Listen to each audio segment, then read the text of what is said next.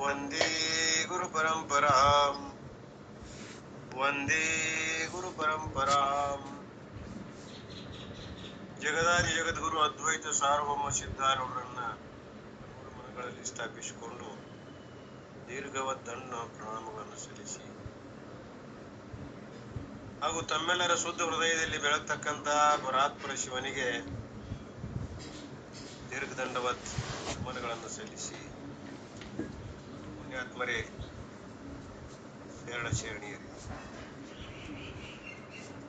ನಾವು ನೀವುಗಳೆಲ್ಲ ಈಗ 3-4 ಪುಣ್ಯಶಕ್ತಿಗಳನ್ನ ವರ್ಷ ಪರ್ಯಂತರ ಸಾಮಾನ್ಯವಾಗಿ ನಾವು ಅದರಲ್ಲಿ ಮುಗಿಸ್ಕೊಂಡು ಬಂದೆವು. ಈಗ ಕೈವಲ್ಯ ಉಪನಿಷತ್ತನ್ನ, ಮುಂಡಕ ಉಪನಿಷತ್ತನ್ನ ಇವನ್ನೆಲ್ಲ ಮುಗಿಸ್ಕೊಂಡು ಬಂದು ನಾವು ತೈತ್ರಿಯ ಉಪನಿಷತ್ತನ್ನ ಓದ್ತಾ ಇದ್ದೀವಿ. ತೈತ್ರಿಯ ಉಪನಿಷತ್ತು ವಿಶೇಷವಾದ ಉಪನಿಷತ್ತು. ಇದು ಪ್ರವೃತ್ತಿ ಪರದ, ಆದರೂ ಕೂಡ ಇದನ್ನು ನಾವು ಸರಿಯಾಗಿ ತಿಳ್ಕೊಂಡು ಭದ್ರ ಬುನಾದಿಯಾಗಿ ಇಟ್ಟುಕೊಂಡ್ರೆ ಮುಂದಿನ ಹಂತಗಳು ಚೆನ್ನಾಗಿ ತಿಳಿತಾವ ಅನ್ನೋ ಉದ್ದೇಶದಿಂದ ನಡುಮಧ್ಯದಲ್ಲಿ ಇದನ್ನ ತೈತ್ರಿಯ ಉಪನಿಷತ್ತನ್ನು ಸೇರಿಸಿದ. ಮುಖ್ಯವಾಗಿ 4 ವೇದಗಳಲ್ಲಿ ಬರ್ತಕ್ಕಂತ ಯಜುರ್ವೇದ, ವೇದ ವ್ಯಾಸರು ಏನ್ ಮಾಡಿದ್ರು, ಇಡೀ ವೇದ ಸಮೂಹವನ್ನೆಲ್ಲ 4 ವೇದಗಳಾಗಿ ಭಾಗ ಮಾಡಿದ್ರು. ಋಗ್ವೇದ, ಯಜು, ಸಾಮ ಮತ್ತು ಅಥರ್ಣ ವೇದಗಳನ್ನ ಸಾಕಷ್ಟು ವೇದ ರಾಶಿಗಳು ಕೆಲವೊಂದು ಉಳಿದು, ಆದ್ರೆ ಮುಖ್ಯವಾದಂತ ಕೆಲವು ಭಾಗಗಳನ್ನ 4 ಭಾಗಗಳಾಗಿ ಮಾಡಿದ್ರು. ಅದಕ್ಕೆ ವ್ಯಾಸ ಅಂದ್ರೆ ಭಾಗ ಮಾಡೋದು. ವೇದ ವ್ಯಾಸ ವೇದಗಳನ್ನ ಭಾಗ ಮಾಡಿದವರು. ಎಷ್ಟು ಭಾಗ ಮಾಡಿದ್ರು? 4 ಭಾಗ, 4 ಹೆಸರಿಟ್ರು. ಒಬ್ಬೊಬ್ರು ಶಿಷ್ಯರಿಗೆ ಕರೆದು ಅವನು ಉಪದೇಶ ಮಾಡಿದ್ರು. ಎಲ್ಲರಿಗೂ ಎಲ್ಲವನ್ನು ಉಪದೇಶ ಮಾಡಲಿಲ್ಲ. ಯಾವ ಋಗ್ವೇದವನ್ನ ಪೈಲ್ ಅನ್ನುವಂತ ಋಷಿ ಮುನಿಗಳಿಗೆ, ಯಜುರ್ವೇದನ ವೈಶಂಪ್ಯಾಯನ ಅನ್ನುವಂತ ಮುನಿಗಳಿಗೆ, ಸಾಮವೇದನ ಜೈಮಿನಿ ಮಹರ್ಷಿಗಳಿಗೆ, ಹಾಗೂ ಅಥರ್ಣ ವೇದವನ್ನ ಸುಮಂತು ಅಂತ ಹೇಳಿ ಒಬ್ಬ ಋಷಿಗಳಿಗೆ ಈ ಕ್ರಮವಾಗಿ ಎಲ್ಲ ಉಪದೇಶ ಮಾಡ್ತಾ ಬಂದ್ರು. ಅದರಲ್ಲಿ 2ನೇ ಮುಖ್ಯವಾದಂತ ವೇದ ಯಜುರ್ವೇದ. ಆ ಯಜುರ್ವೇದವನ್ನ ವೈಶಂಪಾಯನ ಅನ್ನುವಂತ ಋಷಿಗಳಿಗೆ ಅಲ್ಲಿ ಉಪದೇಶ ಮಾಡ್ತಾ ಬಂದ್ರು. ಆ ವೈಶಂಪಾಯನ ಅನ್ನುವಂತ ಋಷಿಗಳು ಆ ಯಜುರ್ವೇದವನ್ನ ಆ ಯಾಜ್ಞವಲ್ಕ್ಯಾದಿ ಅನೇಕ ಋಷಿಗಳಿಗೆ ಅದನ್ನ ಹೇಳ್ತಾ ಬಂದ್ರು. ಅನೇಕ ಶಿಷ್ಯರಿದ್ರು. ಅದರಲ್ಲಿ ಮುಖ್ಯವಾದಂತವರು ಯಾಜ್ಞವಲ್ಕ್ಯರು. ಆ ಯಾಜ್ಞವಲ್ಕ್ಯರು ವಿಶೇಷವಾಗಿ ಅದನ್ನು ಗ್ರಹಣ ಮಾಡಿದರು. ಆ ಒಂದು ಸಂದರ್ಭ ಬಂತು. ವೈಶಂಪಾಯನ ಋಷಿಗಳ ಒಂದು ಶಿಷ್ಯರಾಗಿರುವಂತ ಯಾಜ್ಞವಲ್ಕ್ಯರು ಏನದಾರಲ್ಲ ಹೇಳ್ತಾ ಇದ್ರು. ಅವರು ಶಿಷ್ಯರು, ಗುರುಗಳು ಯಾರು? ವೈಶಂಪಾಯನರು. ಅದರ ಮೂಲ ಯಜುರ್ವೇದದ ಮುಖ್ಯ ಗ್ರಹಣ ಮಾಡಿಕೊಂಡವರು ವೇದವ್ಯಾಸರಿಂದ. ವೈಶಂಪನವರು ಪೂರ್ಣ ಸಮಗ್ರ ವಿಚಾರಗಳನ್ನು ತಿಳ್ಕೊಂಡವರು ಗುರುಗಳು. ಆ ವೈಶಂಪನರಿಗೆ ಯಾಜ್ಞವಲ್ಕ್ಯರಿಗೆ ಯಾವುದೋ ಒಂದು ವಿಷಯ ಕುರಿತು ಡಿಫರೆನ್ಸ್ ಬಂತು, ವೈಷಮ್ಯ ಬಂತು. ಯಾವುದೋ ಕಾರಣ ಅದು ಇರ್ಲಿ. ಆವಾಗ ಯಾಜ್ಞವಲ್ಕ್ಯರಿಗೆ ಒಂದು ಸ್ವಲ್ಪ ಕೋಪ ಆಯ್ತು. ನಮ್ಮ ಗುರುಗಳು ಈ ರೀತಿ ಯಾಕೆ ವರ್ತನೆ ಮಾಡ್ತಾರ? ಅವಾಗ ವೈಶಂಪಾಯನರೆಲ್ಲಾ ವಿದ್ಯೆಯನ್ನ ಗ್ರಹಣ ಮಾಡಿದ್ರು. ಎಲ್ಲ ಹೇಳಿದ್ರು ಅವ್ರಿಗೆ. ಯಾಜ್ಞವಲ್ಕ್ಯರಿಗೆ ಏನು ಬಿಟ್ಟಿದ್ದಿಲ್ಲ, ಎಲ್ಲವನ್ನ ವಿದ್ಯೆಯನ್ನ ಬೋಧ ಮಾಡಿದ್ರು. ಯಾವಾಗ ವಾಗ್ವಾದ ಬಂತು ಆವಾಗ ಸಿಟ್ಟು ಬಂದು ವೈಶಂಪಾಯನರು, ನನ್ನ ವಿದ್ಯೆಯನ್ನ ನೀನು ವಾಮನ ಮಾಡು, ವಾಂತಿ ಮಾಡಿಬಿಡು, ನನಗೆ ತಿರುಗಿಸು. ಅವಾಗ ಯಾಜ್ಞವಲ್ಕ್ಯರು ಎಲ್ಲಾ ಶಿಷ್ಯರಿಗೆ ಒಂದು ತಪೋಬಲ ಬಂದಿತ್ತು. ಎಲ್ಲರೂ ಪರಿಣಿತ ಆಗಿದ್ರು, ಸಿದ್ಧಿಗಳನ್ನು ಕೂಡ ಪಡೆದಿದ್ರು. ಆ ಯಾಜ್ಞವಲ್ಕ್ಯರು ತಮ್ಮ ತಪೋಬಲದಿಂದ ಹೋಗಿ ಆ ಎಲ್ಲಾ ವೇದಗಳು ಕಲಿತಂತ ಜ್ಞಾನವನ್ನ ವಮನ ಮಾಡಿದರು. ಅವಾಗ ಆಚಾರ್ಯರು ಏನ್ ಮಾಡಿದ್ರ, ಆ ವಮನ ಮಾಡಿದಂತ ವಿದ್ಯೆಯನ್ನ ಉಳಿದ ಶಿಷ್ಯರಿಗೆ ಹೇಳಿದ್ರು, ನೀವು ಇವನ್ನೆಲ್ಲ ಹೆಕ್ಕಿ ಬಿಡ್ರಿ, ವಮನ ಮಾಡಿದಂತ ವೇದವನ್ನ ಎಲ್ಲಾ ಸ್ವೀಕಾರ ಮಾಡ್ರಿ, ಇವ್ರೇನು ವಮನ ಮಾಡ್ಯಾರಲ್ಲ ಇದು ವ್ಯರ್ಥ ಆಗ್ಬಾರ್ದು, ಅದನ್ನ ನೀವು ಸ್ವೀಕಾರ ಮಾಡ್ರಿ ಅಂತ ಹೇಳಿದಾಗ ಅವೆಲ್ಲ ಸ್ವೀಕಾರ ಮಾಡಿದ್ರು. ಅವ್ರು ಸ್ವೀಕಾರ ಮಾಡಬೇಕಾದ್ರೆ ಒಂದು ಉಪಾಧಿ ಬೇಕಲ್ಲ. ಗಿಳಿಗಳಾಗಿ ತೈತ್ತರಿ ಅಂತಾರ. ಅದಕ್ಕೆ ದೈತ್ಯರಿಗಳಾಗಿ ಅವರೆಲ್ಲವನ್ನ ವಾಹ ಮಾಡಿದ್ರು. ಅವಾಗಿನಿಂದ ಇದಕ್ಕೇನಂದ್ರು ಕೃಷ್ಣ ಯಜುರ್ವೇದಕ್ಕ ತೈತ್ರಿಯ ಸಂಹಿತೆ. ಕೃಷ್ಣ ಯಜುರ್ವೇದ ಯಾಕಂದ್ರೆ ಅದರಲ್ಲಿ ಎರಡು ಭಾಗ ಬರ್ತದೆ. ಯಾವ ಶುಕ್ಲ ಮತ್ತು ಕೃಷ್ಣ, ಅವುಗಳಿಗೆ ಸಂಹಿತೆ ಅಂತಾರ. ಶುಕ್ಲಕ್ಕೆ ಏನಂತಾರ? ಶಾಖೆ. ಅವು ಯಜುರ್ವೇದದಲ್ಲಿ ಬರ್ತಕ್ಕಂತ ಯಾವ ವೈಶಂಪಾಯನ ಋಷಿಗಳು ಬೋಧ ಮಾಡಿದಂತ ಯಾವ ಶುಕ್ಲ ಯಜುರ್ವೇದ, ಕೃಷ್ಣ ಯಜುರ್ವೇದಗಳಲ್ಲಿ ಬರುವಂತ ಮೊಟ್ಟ ಮೊದಲೇದ್ದು ಶುಕ್ಲ ಯಜುರ್ವೇದ. ಅದಕ್ಕೆ ಮತ್ತೆ ಶಾಖೆಗಳಾಗಿ ವಾಜಸನೇಯ ಶಾಖೆ, ಶುಕ್ಲ ಶಾಖೆ, ಇನ್ನೊಂದು ಯಾವ್ದಾಯ್ತು ವಾಜಸನೇಯ ಸಂಹಿತೆ ಅಂತ ಹೆಸರು ಕೊಟ್ಟರು. ಶುಕ್ಲ ಶಾಖೆ ಯಜುರ್ವೇದದಲ್ಲಿ ಬರುವಂತ ಶುಕ್ಲ ಶಾಖೆ, ಕೃಷ್ಣ ಶಾಖೆ ಎರಡದವಲ್ಲ, ಆ ಶುಕ್ಲ ಶಾಖೆಗೆ ವಾಜಸನೇಯ ಸಂಹಿತೆ ಅಂದ್ರು. ಕೃಷ್ಣ ಯಜುರ್ವೇದದಲ್ಲಿ ಬರುವಂತದ್ದು ಎರಡನೇದ್ದು, ಅದಕ್ಕೇನಂದ್ರು ತೈತ್ರಿಯ ಶಾಖೆ. ತೈತ್ರಿಯ ಶಾಖೆ ಯಾಕಂದ್ರು ಅಂದ್ರೆ ಯಾಜ್ಞವಲ್ಕ್ಯರಿಗೆ ಉಪದೇಶ ಆಗಿತ್ತದು. ಅವರ ಭಿನ್ನಾಭಿಪ್ರಾಯ ಬಂದಾಗ ತೈತ್ರಿಯ ಆ ಪಕ್ಷಿಗಳ ರೂಪದಿಂದ ವಮನ ಮಾಡಿದಂತನ್ನ ಅವರೆಲ್ಲರೂ ಶಿಷ್ಯರು ಸೇವನ ಮಾಡಿದ್ರು, ಸ್ವೀಕಾರ ಮಾಡಿದ್ರು. ಅದಕ್ಕೆ ತೈತ್ರಿಯ ಶಾಖೆ ಅಂತ ಹೆಸರು ಬಂತು. ಅಲ್ರಿ ಮತ್ತೆ ಯಾಜ್ಞವಲ್ಕ್ಯರ ಗತಿ ಏನು?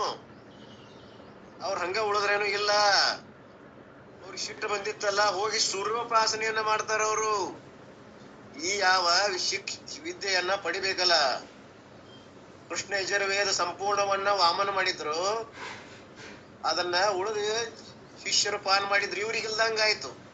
ಅಯ್ಯೋ ವಂಚಿತ ಆದೆಲ್ಲ, ನಾನು ಗುರುಗಳಿಗೆ ದ್ರೋಹ ಮಾಡಿದೆ. ಮತ್ತ ತಪಸ್ಸು ಮಾಡ್ತಾರ. ತಪಸ್ಸು ಮಾಡಿ ಸೂರ್ಯೋಪಾಸನೆಯನ್ನ ಮಾಡಿ ಸೂರ್ಯನ ಪ್ರತ್ಯಕ್ಷ ಮಾಡ್ಕೋತಾರ. ಆ ಸೂರ್ಯದೇವ ಏನ್ ಮಾಡಿದ? ಅನುಗ್ರಹ ಮಾಡಿದ. ವಾಜಿ ರೂಪದಿಂದ, ಕುದುರೆ ರೂಪದಿಂದ ಬರ್ತಾನ. ಐಶ್ವ ರೂಪದಿಂದ ಬಂದ ಆ ಯಜುರ್ವೇದವನ್ನ, ಕೃಷ್ಣ ಯಜುರ್ವೇದವನ್ನ ಪುನಃ ಉಪದೇಶ ಮಾಡ್ತಾರ ಅವರು. ಆ ಸೂರ್ಯನಿಂದ ಉಪದೇಶ ಮಾಡಲ್ಪಟ್ಟದ್ರಿಂದ ಅದಕ್ಕ ವಾಜಿ ರೂಪದಿಂದ ಅಂದ್ರೆ ಏನ, ಕುದುರೆ ಅಶ್ವ ರೂಪದಿಂದ ಬಂದು ಯಜುರ್ವೇದವನ್ನು ಉಪದೇಶ ಮಾಡಿಬಿಡಿದ್ರು. ಹೀಗೆ ಈ ಎರಡು ರೀತಿಯಿಂದ ಉಪದೇಶಗಳಾದವು. ಯಾವುವು ವೇದಗಳಾದವು ಅಂತ ಹೇಳಿದರು. ಯಾವ್ದು? ಒಂದನೇದ್ದು ಶುಕ್ಲ, ಎರಡನೇದ್ದು ಕೃಷ್ಣ. ಒಂದನೇದಕ್ಕ ವಾಜಸನೇಯ ಸಂಹಿತೆ, ವಾಜಸನೇಯ ಸಂಹಿತೆ. ಎರಡನೇದ್ದು ಯಾವುದು? ತೈತ್ರಿಯ ಸಂಹಿತೆ. ವಾಜಸನೇಯ ಸಂಹಿತೆ ತೈತ್ರಿಯ ಶಾಖೆಯಲ್ಲಿ ಬರುವಂತಹದ್ದು ತೈತ್ರಿಯ ಸಂಹಿತೆ. ಇದು ಯಾಜ್ಞವಲ್ಕ್ಯರಿಗೆ ಉಪದೇಶ ಮಾಡಿದ್ದು. ಆದ್ರೂ ಕೂಡ ಪುನಃ ಅದನ್ನ ಸೂರ್ಯ ಭಗವಂತನಿಂದ ಪಡಿತ ಆ ಉಪದೇಶವನ್ನ ಪಡೆದು ಪ್ರಸಿದ್ಧಿಯಾಗಿದ್ದಾರೆ. ಯಾರು? ಆ ಯಾವ ಯಾಜ್ಞವಲ್ಕ್ಯ ಋಷಿಗಳು. ಅದನ್ನ ಮತ್ ಮುಂದೆ ಉಪದೇಶ ಮಾಡ್ಕೊಂತ ಹೋಗ್ತಾರ ಅವರು. ಹೀಗೆಲ್ಲ ಒಂದು ಕಥೆ ಬರ್ತದ. ಕೃಷ್ಣ ಯಜುರ್ವೇದದ ತೈತ್ರಿಯ ಶಾಖೆ. ಆ ತೈತ್ರಿಕೆ ಶಾಖೆ ಆದ್ರೂ ಕೂಡ ಸಂಹಿತೆ, ಬ್ರಾಹ್ಮಣ, ಅರಣ್ಯಕ, ಹೀಗೆ 3 ಭಾಗಗಳಾಗಿ ಆಗ್ತದ. ಅದರಲ್ಲಿ ಸಂಹಿತೆಗಳು ಅಂದ್ರೆ ಇವೆಲ್ಲ ಬ್ರಾಹ್ಮಣಕ, ಅರಣ್ಯಕ, ತೈತ್ರಿಯ. ಆ ತೈತ್ರಿಯಲ್ಲಿ ಬರುವಂತ ಅರಣ್ಯಕ ಅಂತ ಐತಲ್ಲ, 3ನೇದ್ದು. ಆ ಅರಣ್ಯಕದಲ್ಲಿ ಬರುವಂತ 7, 8ನೆಯ ಮಂತ್ರಗಳು, ಪ್ರಪಾಠಗಳು ಅಂತಾರ ಅವಕ್ಕ. ಅವುಗಳಲ್ಲಿ ಬರುವಂತ ನಾವು 3 ವಲ್ಲಿಗಳನ್ನ ಮಾಡ್ತಾರ. ಯಾವ? ಶಿಕ್ಷಾವಲ್ಲಿ, ಆನಂದವಲ್ಲಿ, ಭೃಗುವಲ್ಲಿ. ಶಿಕ್ಷಾವಲ್ಲಿಯಲ್ಲಿ ಬರುವಂತಹ ವಿಷಯ ಈಗ ನಾವು ಓದುವಂತದ್ದು. ತೈತ್ರಿಯ ಉಪನಿಷತ್ತು ಎಲ್ಲಿಂದ ಬರ್ತದ? ಶಿಕ್ಷಾವಲ್ಲಿ. ಎರಡನೇದ್ದು ಬ್ರಹ್ಮಾನಂದವಲ್ಲಿ ಅಥವಾ ಆನಂದವಲ್ಲಿ. 3ನೇದ್ದು ಭೃಗುವಲ್ಲಿ. ಅವೆರಡೂ ನಾವು ಸೈಡ್ ಇಟ್ಟು ಈಗ ನಾವು ಅಭ್ಯಾಸ ಮಾಡ್ತಾ ಇದ್ದದ್ದು ಯಾವುದು? ಶಿಕ್ಷಾವಲ್ಲಿ. ಶಿಕ್ಷಾವಲ್ಲಿಯಲ್ಲಿ ಅವುಗಳಿಗೆ ನಾವು ಇಲ್ಲಿವರೆಗೆ ಏನಂತಿದ್ದೀವಿ? ಸಂಧಿಗಳಂತಿದ್ದೀವಿ, ಮಂತ್ರಗಳಂತೀವಿ. ಆದ್ರೆ ಇಲ್ಲಿ ಅನುವಾಕಗಳು ಅಂತ ಹೆಸರಿಟ್ಟಾರ. ಮೊದಲೇ ಅನುವಾಕದಿಂದ ಹಿಡಿದು 12 ಅನುವಾಕಗಳನ್ನ ಈ ಯಾವ ಶಿಕ್ಷಾವಲ್ಲಿಯಲ್ಲಿ ಬರ್ತಾವ. ಈಗಾಗಲೇ ಶಿಕ್ಷಾವಲ್ಲಿ ಬರುವಂತ ಶಾಂತಿ ಪಾಠಗಳವೆಲ್ಲ. ಇನ್ನ ಸಂಹಿತೆ ಅಂತ ಬರ್ತದೆ ಎರಡನೇ ಅನುವಾಕದಲ್ಲಿ. ಅಲ್ಲಿ ಕೇವಲ ನಾಮೋಚ್ಚಾರಣೆಯನ್ನೇ ಹೆಂಗ ಮಾಡಬೇಕು, ವರ್ಣ ಸ್ವರ ಉಚ್ಚಾರ ಇವೆಲ್ಲ ಗ್ರಾಮರ್, ಪೂರ್ತಿ ಗ್ರಾಮರ್ ಅದ ಅದು. ಅದಕ್ಕೆ ಏನ್ ಬೇಕು, ನಾಮದಾರ ಗುರುಗಳು ಅವನ್ನೆಲ್ಲವನ್ನು ಸರಿಯಾಗಿ ಸಂಧಿ ಸಮಾಸ ಎಲ್ಲವುಗಳನ್ನು ಸರಿಯಾಗಿ ತಿಳ್ಕೊಂಡ್ರೆ ಮಾತ್ರ ಗೊತ್ತಾಗ್ತದ. ಒಂದ್ ಸ್ವಲ್ಪ ಕಠಿಣ ಅದ, ಇರ್ಲಿ. ಇದು ಎರಡನೇ ವಲ್ಲಿಯಲ್ಲಿ ಬರ್ತದ, ಏನ್ ಚಿಂತೆ ಮಾಡೋದು ಬೇಡ. ಈಗ ಒಂದನೇ ವಲ್ಲಿ ಏನದ, ಶಾಂತಿ ಪಾಠ ಅದ. ಮುಂದೆ ಮೂರನೆಯಲ್ಲಿ ಬರುವಂತದ್ದು ಉಪಾಸನೆಗೆ ಯೋಗ್ಯವಾದಂತ ಸಂಹಿತೆ ಅದು. ಇದು ಮೂರನೇದ್ದು. ನಾಲ್ಕನೇದ್ದು ಜಪ ತಪ ಹೋಮ. ಹಿಂಗ 12 ವಲ್ಲಿಗಳನ್ನ ಅವ್ರು ಹೇಳ್ತಾರ, ಅನುವಾಕಗಳಂತಾರ ಅವಕ್ಕ. ಶಿಕ್ಷಾವಲ್ಲಿಯಲ್ಲಿ ಬರುವಂತ 12 ಅನುವಾಕಗಳು. ಅದರಲ್ಲಿ ಬರುವಂತದ್ದು ಒಂದನೇ ಅನುವಾಕ ಯಾವುದು, ಶಾಂತಿ ಪಾಠ. ಈ ಶಾಂತಿ ಪಾಠ ಕೂಡ ಬಹಳ ಮಾರ್ಮಿಕವಾಗ್ಯದ. ಅದರ ಬಗ್ಗೆ ಈಗಾಗಲೇ ನಾನು ಮೊನ್ನೆ ಗುರುಗಳ ಪೂರ್ವದಲ್ಲಿ ಅದನ್ನು ಈಗಾಗಲೇ ಓದಿದ್ದೀನಿ. ಆದ್ರೂ ಇನ್ನೊಮ್ಮೆ ಅದರ ಅನುವಾದವನ್ನ ಭಾವವನ್ನ ಓದಿಲ್ಲ. ಕೇವಲ ಶಬ್ದಶಾರ್ಥ ಮಾಡಿಕೊಡದ ಗುರುಗಳು ಬಂದ್ರು, ಅಷ್ಟೊತ್ತರು ಕೂಡ ಅವರೆಲ್ಲ ಹೇಳ್ತಾ ಬಂದ್ರು ಪೂರ್ವ ಪೀಠಿಕೆಯಾಗಿ. ಈಗ ನಾ ಹೇಳಿದ ವಿಷಯವನ್ನ ನಿಮಗೆ ಹೇಳಿರ್ಬಹುದು, ಬಹುಶಃ ನಾ ಇಲ್ಲ, 2 ಅವಧಿಯಲ್ಲಿ ಇಲ್ಲ, ನಾನು ಬೆಳಗಾವಿಗೆ ಹೋಗಿದ್ದೆಲ್ಲ. ಇರ್ಲಿ, ಈಗ ಆ ಅನುವಾದವನ್ನ ನೀವು ಓದೋಣ. ಪೀಠಿಕೆ ಎಲ್ಲ ಹೇಳ್ಯಾರ ಅಂತ ಹೇಳಿದ್ರ ಅವರು. ಈಗ ಎಲ್ಲೋ ಒಂದು ಬಹುಶಃ ಲಗ್ನಕ್ಕೆ ಹೋಗಿರ್ಬಹುದು, ನೀವು ಓದ್ತಾ ಇರ್ರಿ ಅಂತ ಹೇಳಿದಾರ. ಇರ್ಲಿ, ನಾವು ಓದೋಣ. ಈಗ ಪೂರ್ವವಾಗಿ ಇದರ ಸಂಕ್ಷಿಪ್ತ ಪಕ್ಷಿ ನೋಟ ಅಂತಾರೆ. ಇದಕ್ಕ ಪಕ್ಷಿ ನೋಟ ಅಂದ್ರ ಸಂಕ್ಷಿಪ್ತವಾದಂತ ಪರಿಚಯ. ಈಗ ಹೆಂಗ್ ಪರಿಚಯ ಮಾಡಿ ಕೊಡ್ತಾವ್ರಲ್ಲ ಗೆಸ್ಟದ್ದು, ಸಂಕ್ಷಿಪ್ತ ಪರಿಚಯ ಬಹಳ ದೀರ್ಘ ಇರ್ತದ. ಆದ್ರೂ ಕೂಡ ಅವರ ಶಿಕ್ಷಣ, ಅವರ ಒಂದು ಸಾಧನೆಗಳನ್ನ ಅಷ್ಟ ನಾವು ಅಲ್ಲಿ ಎತ್ತಿ ತೋರಿಸ್ತೇವ. ಹಂಗೀಗ ಈ ಒಂದು ವಿಷಯ ಕುರಿತು ತೈತ್ರಿಯ ಒಂದು ಹೆಸರೇ ಹೆಂಗ್ ಬಂತು, ತೈತ್ರಿಯಲ್ಲಿ ಎಷ್ಟು ಅನುವಾಕಗಳ ಬರ್ತಾವ, ಅದರಲ್ಲಿ ಬರುವಂತ ಶಿಕ್ಷಾವಲ್ಲಿ ಬರುವಂತ ಅನುವಾಕಗಳ ಸಂಕ್ಷಿಪ್ತ ಪರಿಚಯವನ್ನ ನಿಮಗಾಗ್ಲಿ ಹೇಳಿಕೊಟ್ಟದ. ಈಗ ನಾವು ವಿಷಯಕ್ಕೆ ಬಂದಿವಿ. ಯಾವುದು, ಶಿಕ್ಷಾವಲ್ಲಿ ಬರುವಂತ 12 ಅನುವಾಕಗಳಲ್ಲಿ 1ನೇ ಅನುವಾಕ ಯಾವುದು, ಶಾಂತಿ ಪಾಠ. ಶಾಂತಿ ಪಾಠವನ್ನು ಕೂಡ ನಾನು ಸಂಪೂರ್ಣವಾಗಿ ಈಗಾಗಲೇ ಓದಿದ್ದೀನಿ. ಆದ್ರೆ ಪರಮಾರ್ಥಾನಂದ ಗುರುಗಳ ಬಿಡಿ ಟಿಪ್ಪಣಿಗಳನ್ನು ಓದಿಲ್ಲ. ಆದ್ರಿಂದ ಅದನ್ನ ಶಾಂತಿ ಪಾಠ ಕುರಿತು ಮೊನ್ನೆ ಹೇಳಿದ ವಿಷಯವನ್ನೇ ನಾನು ಇವತ್ತಿನ ದಿವಸ ಮುಂದುವರಿಸ್ತಾ ಇದ್ದೇನೆ. ಯಾವುದು, ಗುರುಗಳು ಏನ್ ಹೇಳ್ಯಾರ ಆ ಇಂಗ್ಲಿಷ್ ಅನುವಾದವನ್ನ ಬಹಳ ವಿವರಣ, ಬಹಳ ಚಂದ ಇರ್ತದ, ಬಹಳ ಮಾರ್ಮಿಕ ಇರ್ತದ, ಸುಂದರ ಇರ್ತದ, ಅನುಭವಗಮ್ಯ ಇರ್ತದ. ಅದನ್ನ ನೀವು ಇವತ್ತಿನ ದಿವಸ ಈ ಸದ್ಗುರುಗಳ ಇದಾರ ಅಂತ ತಿಳ್ಕೊಂಡು, ಪರಮಾರ್ಥಾನಂದ ಗುರುಗಳೇ ನಮ್ಮ ರೂಪದಿಂದ ನಿಮಗ ಬೋಧ ಮಾಡ್ತಾ ಇದ್ದಾರೆ ಅಂತ ನೀವು ಭಾವಿಸ್ತೀರಿ. ಆ ಪರಮಾರ್ಥಾನಂದ ಗುರುಗಳೇ ನಮಗಿಲ್ಲಿ ಬೋಧ ಮಾಡ್ತಾ ಇದ್ದಾರೆ ಅಂತ ನಾ ತಿಳ್ಕೊತೀನಿ. ಹೀಗೆ ಬೋಧಕತ್ವ ವ್ಯವಹಾರ ಗುರು ಪರಂಪರೆ ಅದನ್ನ ನಾವು ಮುಂದುವರಿಸಿಕೊಂಡು ಹೋಗುವ ಅನ್ನುವಂಥ ದೃಷ್ಟಿಯಿಂದ 2 ಮಾತುಗಳನ್ನ ಪೀಠಿಗೆಯಾಗಿ ಹೇಳಿ, ಈ ಗುರುಗಳು ಹೇಳಿದಂತ ಶಾಂತಿ ಮಂತ್ರವನ್ನು ಮತ್ತೊಮ್ಮೆ ಪಠಿಸಿ ಅನ್ಲೇಬೇಕು. ಆ ಶಾಂತಿ ಮಂತ್ರವನ್ನ ಪಠಿಸಿ ನಾವು ಮುಂದ ಆ ಒಂದು ಪ್ರಯಾಣವನ್ನ ಬೆಳೆಸುವ.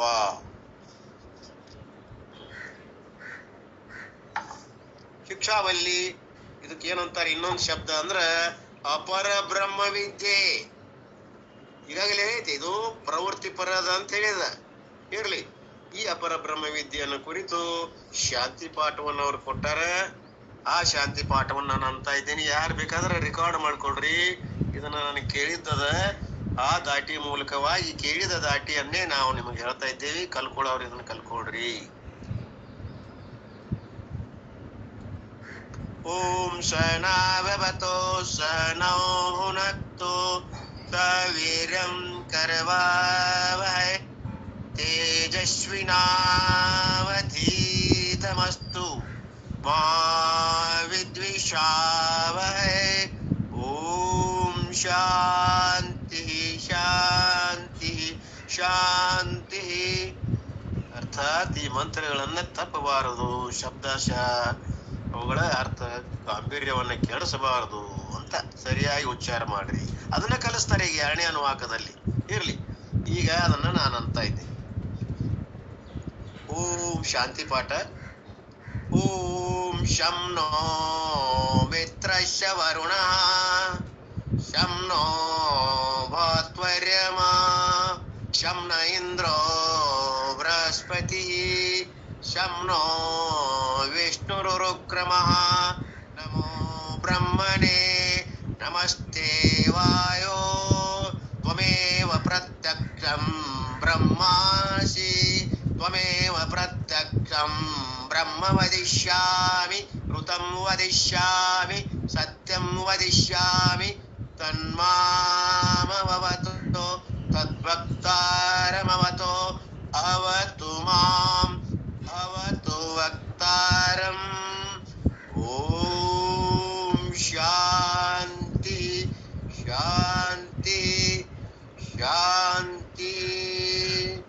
ಇತಿ ಪ್ರಥಮೋ ಅನುವಾಕಃ. ನೋಡ್ರಿ, ಈಗಾಗಲೇ ಇದನ್ನ ಸಂಕ್ಷಿಪ್ತವಾಗಿ ಶಬ್ದಾರ್ಥವನ್ನ ಹೇಳಿದ್ದಾಗಿದೆ. ಈಗ 3 ಸಲ ಶಾಂತಿ ಮಂತ್ರವನ್ನ ಹೇಳುವುದು ಯಾವ ದೃಷ್ಟಿಯಿಂದ ರೀ, ಒಮ್ಮೆ ಹೇಳ್ಬೇಕಾಗಿತ್ತಲ್ಲ ಅನ್ನುವಂಥದ್ದು ಮೊನ್ನೆ ದಿವಸ ನಾನು ಹೇಳ್ತಾ ಬಂದಿದ್ದೀನಿ. ಕೊನೆಗೆ ಶಾಂತಿ ಅನ್ನುವಂಥ ಶಬ್ದ ಬಹಳ ಮುಖ್ಯವಾದದ್ದು. ನಮ್ಮೆಲ್ಲರಿಗೂ ಶಾಂತಿ ಸಮಾಧಾನ ಇದ್ರೆ ವೇದ ಮಾತೆ ನಮಗೆ ಅನುಗ್ರಹ ಮಾಡ್ತಾಳೆ. ಶಾಂತವಾದಂತ ಅಂತಃಕರಣದಲ್ಲಿ, ಹೃದಯದಲ್ಲಿ ಮಾತ್ರ ಆ ಮಾತುಗಳು ಉಪನಿಷತ್ತು ವಾಕ್ಯಗಳ ಒಂದು ಅಮೃತ ಅಲ್ಲಿ ನಾಟ್ತದ ಅನ್ನುವಂತ ಉದ್ದೇಶದ ಮೊದಲು ಶಾಂತಿ. ನಮಗೆ ಶಾಂತಿ ಇದ್ರೆ ಎಲ್ಲ ಸಾಧ್ಯ ಆಗ್ತದ. ಆದ್ರಿಂದ ಆ ಶಾಂತಿ 3 ಪ್ರಕಾರದ, ಒಂದು ಆಧ್ಯಾತ್ಮಿಕವಾಗಿ, ಆದಿಭೌತಿಕವಾಗಿ, ಆದಿದೈವಿಕವಾಗಿ 3 ಬಗೆಯ ಕಷ್ಟಗಳು, ತಾಪತ್ರಯಗಳು, ವಿಘ್ನಗಳು ನಮಗೆ ಬರ್ತಾವೆ, ಕಾಡ್ತಾವೆ. ಆ ವಿಘ್ನಗಳು ಬಾರದಿರಲಿ ಅನ್ನುವಂತ ಒಂದು ಪ್ರಾರ್ಥನೆಯೊಂದಿಗೆ ನಾವು ಈ ಒಂದು ಮಂತ್ರವನ್ನ ಹೇಳ್ತಾ ಇದ್ದೀವಿ ಅಂತಾರೆ ಗುರುಗಳು. ಇದನ್ನ ಅನ್ನಲೇಬೇಕು. 3 ಶಾಂತಿ ನಮಗೆ ಬೇಕು. ಆಧ್ಯಾತ್ಮಿಕವಾಗಿ, ಆದಿಭೌತಿಕವಾಗಿ, ಈ ತಾಪತ್ರಯಗಳು ಆದಿದೈವಿಕವಾಗಿ ಬರಬಾರದು. ಆಧ್ಯಾತ್ಮಿಕವಾಗಿ ಮೊಟ್ಟ ಮೊದಲಿದ್ದು ಬಹಳ ಇಂಪಾರ್ಟೆಂಟು. ಆತ್ಮನನ್ನ ಆಶ್ರಯ ಮಾಡಿಕೊಂಡಂತ ಯಾವ ದೇಹ ಮನಸ್ಸುಗಳು ಶಾಂತ ಆಗಿರ್ಬೇಕು. ಅವು ಒಂದಕ್ಕೊಂದು ಪೂರಕ ಅದಾವ. ಮನಸ್ಸು ಶಾಂತಿ ಇದ್ರ ದೇಹ ಶಾಂತಿ ಇರ್ತದ. ದೇಹ ಶಾಂತ ಇದ್ರ, ಸೌಂಡ್ ಇದ್ರ ಮನಸ್ಸು ಸೌಂಡ್ ಇರ್ತದ. ಅದಕ್ಕೆ ಸೌಂಡ್ ಬಾಡಿ ಸೌಂಡ್ ಮೈಂಡ್ ಅಂತ ಹೇಳ್ತದ. ಇರಲಿ, ಆ ಶಾಂತಿ ಮೊಟ್ಟ ಮೊದಲನೇದಿದು. ಫಸ್ಟ್ ವಿಟಮಿನ್ ಇರಬೇಕು. ಆದ್ದರಿಂದ ದೇಹ ಮನಸ್ಸುಗಳು ಶಾಂತಿಯಿಂದ ಇರಬೇಕು ಅನ್ನುವಂತ ಉದ್ದೇಶದಿಂದ ಒಂದನೇದದ. 2ನೇದೇನದ, ಆದಿಭೌತಿಕ, ಆಧ್ಯಾತ್ಮಿಕ, ಆದಿಭೌತಿಕ ಅಂದ್ರೆ ಹೊರಗಿರುವಂತ ಅನೇಕ ವಿಘ್ನಗಳು ಬಂದು ಕಾಡ್ತಾವ. ಈಗ ನಾವಿಲ್ಲಿ ಬಂದು ಕುಂತೇವಂದ್ರೆ ಫ್ಯಾಮಿಲಿ ಮ್ಯಾಟರ್ಸ್ ಅನೇಕ ವಿಘ್ನಗಳು ಬರ್ತಾವ, ಅನೇಕ ಕಾಲ್ಗಳು ಬರ್ತಾವ, ಯಾರೋ ಕರೆಯಾಕ್ ಬರ್ತಾರ. ಅಷ್ಟಕ್ಕೆ ನಿಲ್ತದ ನಮ್ಮ ವಿಷಯ ಓದಬೋದಕತ್ವ. ಇದು ಆಗ್ಬಾರ್ದು. ಈ ಆಗುವ ಪರ್ಯಂತರವಾಗಿ ಕೊನೆಯವರೆಗೆ 1 ಗಂಟೆವರೆಗೆ ಯಾವ್ದು ವಿಘ್ನಗಳನ್ನು ಬರಬಾರದು, ಯಾವ್ದು ಕಾಲ್ಸ್ ಬರಬಾರದು, ಯಾರು ನಮ್ಮನ್ನು ಕರಿಬಾರದು. ಅಷ್ಟೊಂದು ಗಟ್ಟಿ ಮುಟ್ಟಾಗಿ 1 ಗಂಟೆವರೆಗೆ ಇದು ತಪಸ್ಸ ಅಂತ ತಿಳ್ಕೊಂಡು ನಾವು ಕೂಡಿರ್ಬೇಕಾಗ್ತದ. ಅಂದ್ರೆ ನಾಟ್ತದ. ಅದು ಧಾರಾಕಾರವಾಗಿ ಮಳೆ ಬೀಳ್ತಾ ಇದ್ರೆ ಭೂಮಿ ತೊಯ್ತದ. ಹಂಗ ನಡಕ್ ವಿಘ್ನ ಬಂದ್ರ ಅದು ನಾಟುವುದಿಲ್ಲ ಅನ್ನೋ ಉದ್ದೇಶದಿಂದ ಈ ಶಾಂತಿ ಮಂತ್ರ ಅದ. ಇರ್ಲಿ, ಈ ಶಾಂತಿಯನ್ನ ನಾವು ಪಡಿಬೇಕಾಗ್ತದ. ಒಂದು ಶಾರೀರ ಮನಸ್ಸುಗಳ ಶಾಂತಿ, ಹೊರಗಿನ ಬಾಹ್ಯ ವಿಘ್ನಗಳು ಬಾರದಿರಲಿ ಅನ್ನುವಂಥದ್ದು. ಭೌತಿಕವಾದಂತ ವಿಘ್ನಗಳು ಮತ್ತೆ ಯಾವ ಇರಲಿ, ಅವು ಕರಡಿ ಇರಬಹುದು, ಹುಲಿ ಇರಬಹುದು, ವೈರಿಗಳಿರಬಹುದು, ಸ್ನೇಹಿತರು ಇರಬಹುದು. ವೈರಿಗಳಾಗಿ ಕಾಡ್ತಾರೆ ಅವ್ರು ಯಾವ್ದೋ ರೂಪದಿಂದ ಬಂದು, ಹಿತಶತ್ರುಗಳಾಗಿ ಬಂದು ಕಾಡ್ತಾರೆ. ಇರ್ಲಿ, ಆ ಪ್ರಕಾರವಾಗಿ ಇನ್ನೊಂದು ಶಾಂತಿ ಅದ, ಆದಿ ದೈವಿಕ ಅನ್ನುವಂಥದ್ದು. ಅದು ನಮ್ಮ ಕೈಯಲ್ಲಿ ಇಲ್ಲ. ಪರಮಾತ್ಮ ಅನುಗ್ರಹ ಮಾಡಬೇಕು. ಅನೇಕ ರೀತಿಯ ನಮಗ ಗಾಳಿ, ಮಳೆ ಇವೆಲ್ಲ ಹೊರಗಿನಿಂದ ಬರ್ತಾವ್, ಕಾಡ್ತಾವ್. ಕೆಲವೊಂದು ಗ್ರಹಗಳ ಕಾಟ ಇರ್ತಾವ್, ಕೆಲವೊಂದು ಪೈಶಾಚಿಕ ಕಾಟಗಳು ಇರ್ತಾವ್. ಇವ್ ಯಾವ ಕಣ್ಣಿ ಕಾಣದಿರಬೇಕು. ಅವು ಕಣ್ಣಿ ಕಾಣುದಿಲ್ಲ, ಆದ್ರೂ ನಮಗ್ ವಿಘ್ನ ಮಾಡೋದು ಬಿಡೋದಿಲ್ಲ. ಅಂತಾವ್ ಅದಾವ್. ಕೆಲವರಿಗೆ, ಎಲ್ಲರಿಗೂ ಇರೋದಿಲ್ಲ. ಕೆಲವರಿಗೆ ನಮ್ಮ ಶಾಂತಿ, ನಮ್ಮ ಶಾಂತಾನಂದರಿಗೆ ಐತ್ ನೋಡ್ರಿ, ಅದು ಆದಿ ದೈವಿಕ ವಿಘ್ನ. ಇರ್ಲಿ, ಈಗ ನಮಗ ಪುಣ್ಯವಂತರ ನಾವು ಯಾರಿಲ್ಲ, ಅವರಿಗೆ ಆದಿ ದೈವಿಕ ವಿಘ್ನ ಇರಬಹುದು. ಆದಿ ಭೌತಿಕ ಇರಬಹುದು, ಆಧ್ಯಾತ್ಮಿಕ ಇರಬಹುದು. ಆ ಒಂದು ಶಾಂತಿಯನ್ನ ಪಡಿಲಿಕ್ಕೆ ಬೇಕಾದಂತ ಮಂತ್ರವನ್ನ ಪರಮಾತ್ಮ ಇವುಗಳ ನಮಗ ಒಡ್ಡದಿರಪ್ಪ, ಈ ಪ್ರತಿಬಂಧಗಳ ಬಾರದಂಗ ನಿರ್ವಿಘ್ನವಾಗಿ ನಮ್ಮ ಈ ಶಾಂತಿ ಪಾಠ ಆಗಬೇಕು. ಈ ಯಾವ ನಮ್ಮ ವೇದಗಳ ಉಪನಿಷತ್ತುಗಳ ಅರ್ಥ, ಅದರ ಅರ್ಥ, ಮಾರ್ಮಿಕ ಅರ್ಥ ನಮಗೆ ತಿಳಿತಾ ಹೋಗಬೇಕು ಅಂತ ಉದ್ದೇಶ. ಇಲ್ಲಿಗೆ ಮೊದಲೇ ಅನುವಾಗದ ಶಾಂತಿ ಮಂತ್ರವನ್ನು ಓದಿದ ನಂತರ ಅದರ ಅರ್ಥವನ್ನ ನಾವು ಅವರ ಗುರುಗಳಾದಂತ ಯಾವ ಚಿನ್ಮಯ ಆನಂದ ಗುರುಗಳು ಹೇಳಿದ್ದು ಸ್ವಲ್ಪ ಓದಿ ಮುಂದೆ ಇದನ್ನ ತಿಳಿತದ ಅನ್ನುವಂತ ಬಾಳೆಲ್ಲಿ ಇದ್ರಾಗ ಇದನ್ನ ನಾವು ಓದಿ ಅದಕ್ಕೆ ಬರೋಣ. ಅವ್ರ ಗುರುಗಳು ಹೇಳಿದಂತದ್ದನ್ನ ಅವ್ರ ಗುರುಗಳು ಈ ಪರಮಾರ್ಥ ಅನ್ನೋದು ಹೇಳಿದ ಎರಡೂ ನೋಡೋಣ. ಈ ಶಾಂತಿ ಮಂತ್ರವನ್ನ ಗುರು ಶಿಷ್ಯರು ಒಟ್ಟಿಗೆ ಹೇಳುತ್ತಿದ್ದದ್ದು ಸಂಪ್ರದಾಯ. ಒಟ್ಟಿಗೆ ಹೇಳ್ಬೇಕಿದನ್ನ. ಗುರು ಏನ್ ಶಿಷ್ಯ ಕೇಳೋದಲ್ಲ, ನಾವೆಲ್ಲರೂ ಈಗ ಕಾಲದಲ್ಲಿ ಉಚ್ಚಾರ ಮಾಡ್ತಕ್ಕಂತ ಮಂತ್ರ ಒಟ್ಟಿಗೆ ಅಂತ ಅರ್ಥ. ಇದೊಂದು ಸಂಪ್ರದಾಯನ ಅದ. ವೇದಗಳ ಕಾಲದಲ್ಲಿ ಪ್ರಸ್ತುತವಾಗಿದ್ದಂತ ದೇವತೆಗಳನ್ನು ಕುರಿತು ಭಕ್ತಿಯಿಂದ ಹೇಳುವಂತಹ ಪ್ರಾರ್ಥನಾ ಮಂತ್ರ. ಅರ್ಥಾತ್ ಬ್ರಹ್ಮಾಂಡದ ಮೂಲ ದೈವಿಕ ಶಕ್ತಿಗಳದಾವು, ಅವುಗಳ ಅಧಿದೇವತೆಗಳದಾವು. ಅವು ಯಾವುವು? ರಾಮ, ಕೃಷ್ಣ ಮುಂತಾದ ದೇವತಾ ಪುರುಷರ ಅವತಾರಗಳ ಕಲ್ಪನೆಗಳು. ಇವು ಆದಿ ಕಾಲದಿಂದ ಪುರಾಣಗಳಿಂದ ಹುಟ್ಟುಕೊಂಡವು. ಅದಕ್ಕೆ ಹಿಂದೂ ಧರ್ಮದ ಸಂಪ್ರದಾಯದಲ್ಲಿ ಒಂದು ಆದಿ ವಿಶ್ವ ಶಕ್ತಿ ಅನ್ನುವಂಥದ್ದದ. ಈ ವಾತಾವರಣದಲ್ಲಿ ಅವರ ಶಕ್ತಿ ಅದಾವು, ಅವುಗಳನ್ನ ಆಹ್ವಾನ ಮಾಡ್ಬೇಕು ನಾವು. ಬ್ರಾಹ್ಮಿ ಮುಹೂರ್ತದಲ್ಲಿ ಆಹ್ವಾನ ಮಾಡಿದರೆ ಆ ಶಕ್ತಿಗಳು ಪ್ರಕಟ ಆಗ್ತಾವಂತೆ, ಉದ್ಭವ ಆಗ್ತಾವೆ. ಇರ್ಲಿ, ಅದು ಆದಿ ವಿಶ್ವ ಶಕ್ತಿ ಅಂತಾರದಕ್ಕ. ಇನ್ನು ಕೆಲವು ಮಿತ್ರ, ವರುಣ, ಆರ್ಯ ಹಿಂಗ ದೇವತಾ ಪ್ರತಿನಿಧಿಗಳದಾವಲ್ಲ, ನಿಯಾಮಕ ದೇವತೆಗಳು, ಅವುಗಳ ಅನುಗ್ರಹ ಅನ್ನಬೇಕು. ಅವಳಿ ಪ್ರಕೃತಿಯಲ್ಲಿ ಕಂಡು ಬರ್ತಕ್ಕಂತ ಶಕ್ತಿಗಳು. ಹೀಗೆ ಪ್ರತಿನಿಧಿಸತಕ್ಕಂತ ಅಭಿಮಾನಿ ದೇವತೆಗಳದಾರಲ್ಲ, ಪ್ರಕೃತಿಯಲ್ಲಿರುವಂತ ದೇವತೆಗಳ ಅನುಗ್ರಹನು ಕೂಡ ನಮಗಾಗಬೇಕು. ಅರ್ಥಾತ್ ಪ್ರಕೃತಿಯಲ್ಲಿ ಸಂಭವಿಸುವಂತಹ ಪ್ರತಿಯೊಂದು ಘಟನೆಗೂ ಅದನ್ನು ನಿಯಂತ್ರಿಸುವುದಕ್ಕೂ ಆಯಾ ಅಭಿಮಾನಿ ದೇವತೆಗಳೇ ಕಾರಣದವು. ಪ್ರಕೃತಿ ನಡೀತಾವಲ್ಲ ಈಗೆಲ್ಲ, ವರುಣ, ಇಂದ್ರ, ಅಗ್ನಿ ಇವೆಲ್ಲ ಅದಾವಲ್ಲ ಪಂಚಭೂತಗಳು. ಆ ಪಂಚಭೂತಗಳಿಗೆ ಒಂದೊಂದು ಆದಿ ದೈವಿಕಗಳದಾವು, ದೇವತಾಗಳದಾವು. ಈ ಬೆಳಕಿಗೆ ಸೂರ್ಯದ ದೇವ, ಮಳೆಗೆ ವರುಣ, ಹಿಂಗದಾವು. ಹಿಂಗ ವಿಶ್ವಶಕ್ತಿ ಪ್ರಕೃತಿಯಲ್ಲಿ ಬರುವಂತ ಸಕಲ ಕಾರ್ಯಗಳು ನಡೀತಾ ಇದಾವಲ್ಲ, ಅವು ಸರಿಯಾಗಿ ನಡೀಲಿ. ಸಕಲ ಕಾರ್ಯಗಳಿಗೂ ಚೈತನ್ಯ ಶಕ್ತಿಯಾಗಿ ಬೇರೆ ಬೇರೆ ಹೆಸರುಗಳಿಂದ ಪ್ರಕಟವಾಗ್ತಕ್ಕಂತ ಅನೇಕ ದೇವತೆಗಳದಾವು. ಈ ಪ್ರಕೃತಿಯ ವಿಶಿಷ್ಟ ಘಟನೆಗಳಿಗೂ ಆದಿ ದೇವತೆಗಳನ್ನಿಸಿಕೊಂಡಂತ ವಿಶೇಷ ಶಕ್ತಿಗಳು ಆಯಾ ವಿಭಾಗದ ಕಾರ್ಯ ಚಟುವಟಿಕೆಗಳನ್ನು ನಿಯಂತ್ರಣ ಮಾಡುವಂತ ಹೊಣೆ ಹೊತ್ತಾವು. ಸೂರ್ಯ ನೋಡು, ಸದಾ ಯಾವಾಗೂ ರೆಸ್ಟ್ ಇಲ್ಲ. 24/7 ಯಾವಾಗಲೂ ತನ್ನ ಶಕ್ತಿಯನ್ನ ಹೊರಗೆ ಹಾಕ್ತಾನೆ ಇರ್ತಾನೆ. ನಾವು ಒಂದು ನಿಮಿಷ ನಿಲ್ಲಿಸಿದ್ರೆ ಸಾಕು, ಹೋಯ್ತು. ಹಾಗೆ ಕಾರ್ಯಚಟುವಟಿಕೆಗಳನ್ನು ನಿಯಂತ್ರಣ ಮಾಡತಕ್ಕಂತ ಅಧಿದೇವ ಯಾರು? ಸೂರ್ಯ. ಹೀಗೆ ಎಲ್ಲಾ ಒಂದು ದೇವತೆಗಳದಾವ, ಅವುಗಳನ್ನ ಆಹ್ವಾನ ಮಾಡಿ ಪ್ರಕಟ ಮಾಡ್ಕೋಬೇಕು ಅನ್ನುವಂಥದ್ದು ಋಷಿ ಮುನಿಗಳ ಒಂದು ಪದ್ಧತಿ, ವೇದ ಪದ್ಧತಿ. ಆದ್ರಿಂದ ಇವರೆಲ್ಲ ಸಮಷ್ಟಿ ಚೈತನ್ಯದಲ್ಲಿ ಒಂದೊಂದು ಭಾಗಗಳಿವರು. ಈ ಒಂದು ವಿಶ್ವ ನಿಯಾಮಕವಾದಂತಹ ದೇವತೆಗಳದಾವಲ್ಲ, ಸಮಷ್ಟಿ ಚೈತನ್ಯದಲ್ಲಿ ಒಂದೊಂದು ಭಾಗದ ಹೊಣೆಯನ್ನು ಹೊತ್ತುಕೊಂಡವು. ಕಾರ್ಯಾಂಗ, ನ್ಯಾಯಾಂಗ, ಶಾಸಕಾಂಗ ಅದಾವಲ್ಲ, ನಮ್ಮ ಸಂವಿಧಾನದಲ್ಲಿ ಯಾವ ರೀತಿ ನಡೆಸ್ತಾರಲ್ಲ, ಹಂಗಿಲ್ಲಿ ಕೂಡ ಒಂದು ವಿಶೇಷವಾದಂತ ಇಲ್ಲಿ ಖಾತೆಗಳದಾವು. ಆ ಖಾತೆಗಳನ್ನ ನಿರ್ವಹಣೆ ಮಾಡ್ತಾವು ದೇವತೆಗಳು. ಉದಾಹರಣೆ ಹೇಳ್ತಾರ ನೋಡ್ರಿ, ಮಿತ್ರ ಯಾರಿವ? ಹಗಲಿಗೂ ಪ್ರಾಣ ವೃತ್ತಿಗಳಿಗೂ ಅಪಾನ ವೃತ್ತಿಗಳಿಗೂ ಅಧಿದೇವತೆ. ಏಕೆಂದ್ರೆ ಹಗಲಿನಲ್ಲಿ ಏನದಾವ ಚಟುವಟಿಕೆಗಳು ಅಧಿಕ ಪ್ರಮಾಣದಲ್ಲಿ ನಡೀತಾವ, ಸೂರ್ಯ ಬೆಳಕಿನಲ್ಲಿ ಇವು ನಡಿಬೇಕಾಗ್ತದ. ವರ್ಣನು ರಾತ್ರಿಗೆ ಅಧಿದೇವತೆ, ರಾತ್ರಿಯಲ್ಲಿ ನಿಶ್ಚಯ ಮಾಡುವಂತ ಪ್ರಾಣ ವೃತ್ತಿಯನ್ನು ಅವನು ನಿಯಮನ ಮಾಡ್ತಾನೆ. ಯಾರು? ವರುಣ. ನಾವು ಶ್ರಮ ಪಟ್ಟು ಬಲಪ್ರಯೋಗ ಮಾಡಿ ಯಾವುದಾದ್ರೂ ಕೆಲಸ ಮಾಡುವಾಗ ಭಾರ ಎತ್ತುವಂತದ್ದು ಅಥವಾ ಪದಾರ್ಥವನ್ನು ನೂಕುವಂತದ್ದು, ಸೌದೆಗಳನ್ನು ಒಡೆಯುವಂತದ್ದು, ಈ ಕೆಲಸಗಳಿಗೆ ಶಕ್ತಿ ಬೇಕಲ್ಲ. ಆ ಶಕ್ತಿಗಾಗಿ ಅಧಿದೇವತೆ ಅದನ ವರುಣ. ಆಗ ನಮ್ಮ ಶ್ವಾಸಕ್ರಿಯೆ ಹೆಚ್ಚು ಕಡಿಮೆ ಆಗ್ತದ, ಆಯಾಸ ಆಗ್ತದ, ಶಕ್ತಿ ನಷ್ಟ ಆಗ್ತದ. ನಮ್ಗೆ ಗೊತ್ತಾಗ್ತದ, ಸ್ವಲ್ಪ ತಡಿಪ, ದನು ಆಯ್ತು, ಒಂದ್ 5 ನಿಮಿಷ ವಿಶ್ರಾಂತಿ ತಗೊಂಡು ಮತ್ತೆ ಶಕ್ತಿ ಬರ್ತದ ನೋಡಿ.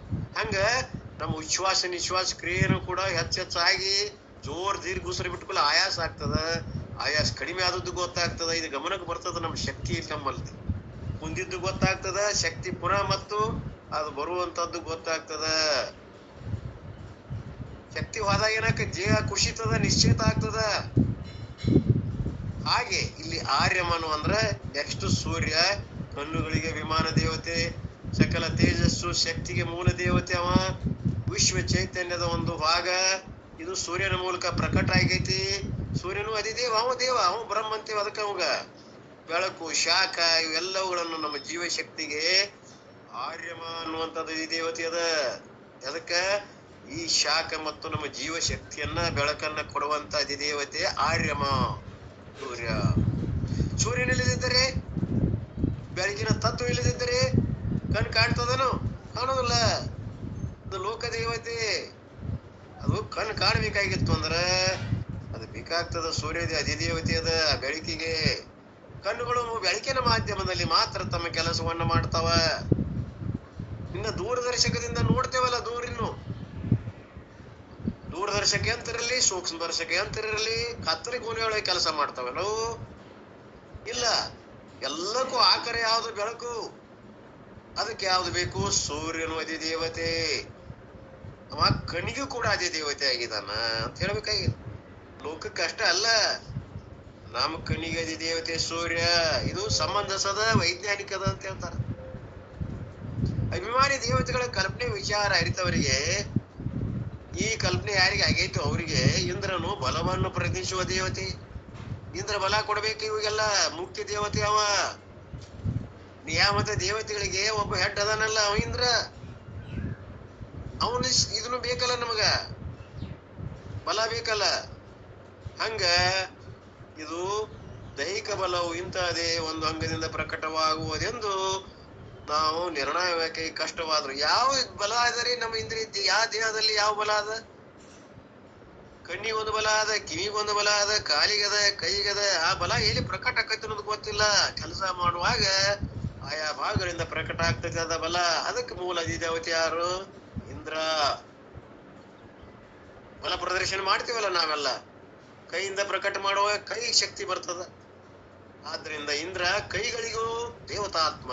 ಅವ ಕೈಗಳಿಗೆ ದೇವತೆ ಅವ. ಕಾಲಿನಿಂದ ನಡೆಯುವಾಗ ಶಕ್ತಿ ಬೇಕಲ್ಲ, ಕಾಲಿಗೆ ಅದೇ ದೇವತೆ ಅವನೇ. ಕಣ್ಣಿಂದ ನೋಡುವಾಗ ಅಲ್ಲಿ ಒಂದು ಶಕ್ತಿ ಬೇಕು. ಶಕ್ತಿ ಇಲ್ಲ ಕಣ್ಣಿಗಂದ್ರ ನೋಡಕ್ ಆಗುದಿಲ್ಲ.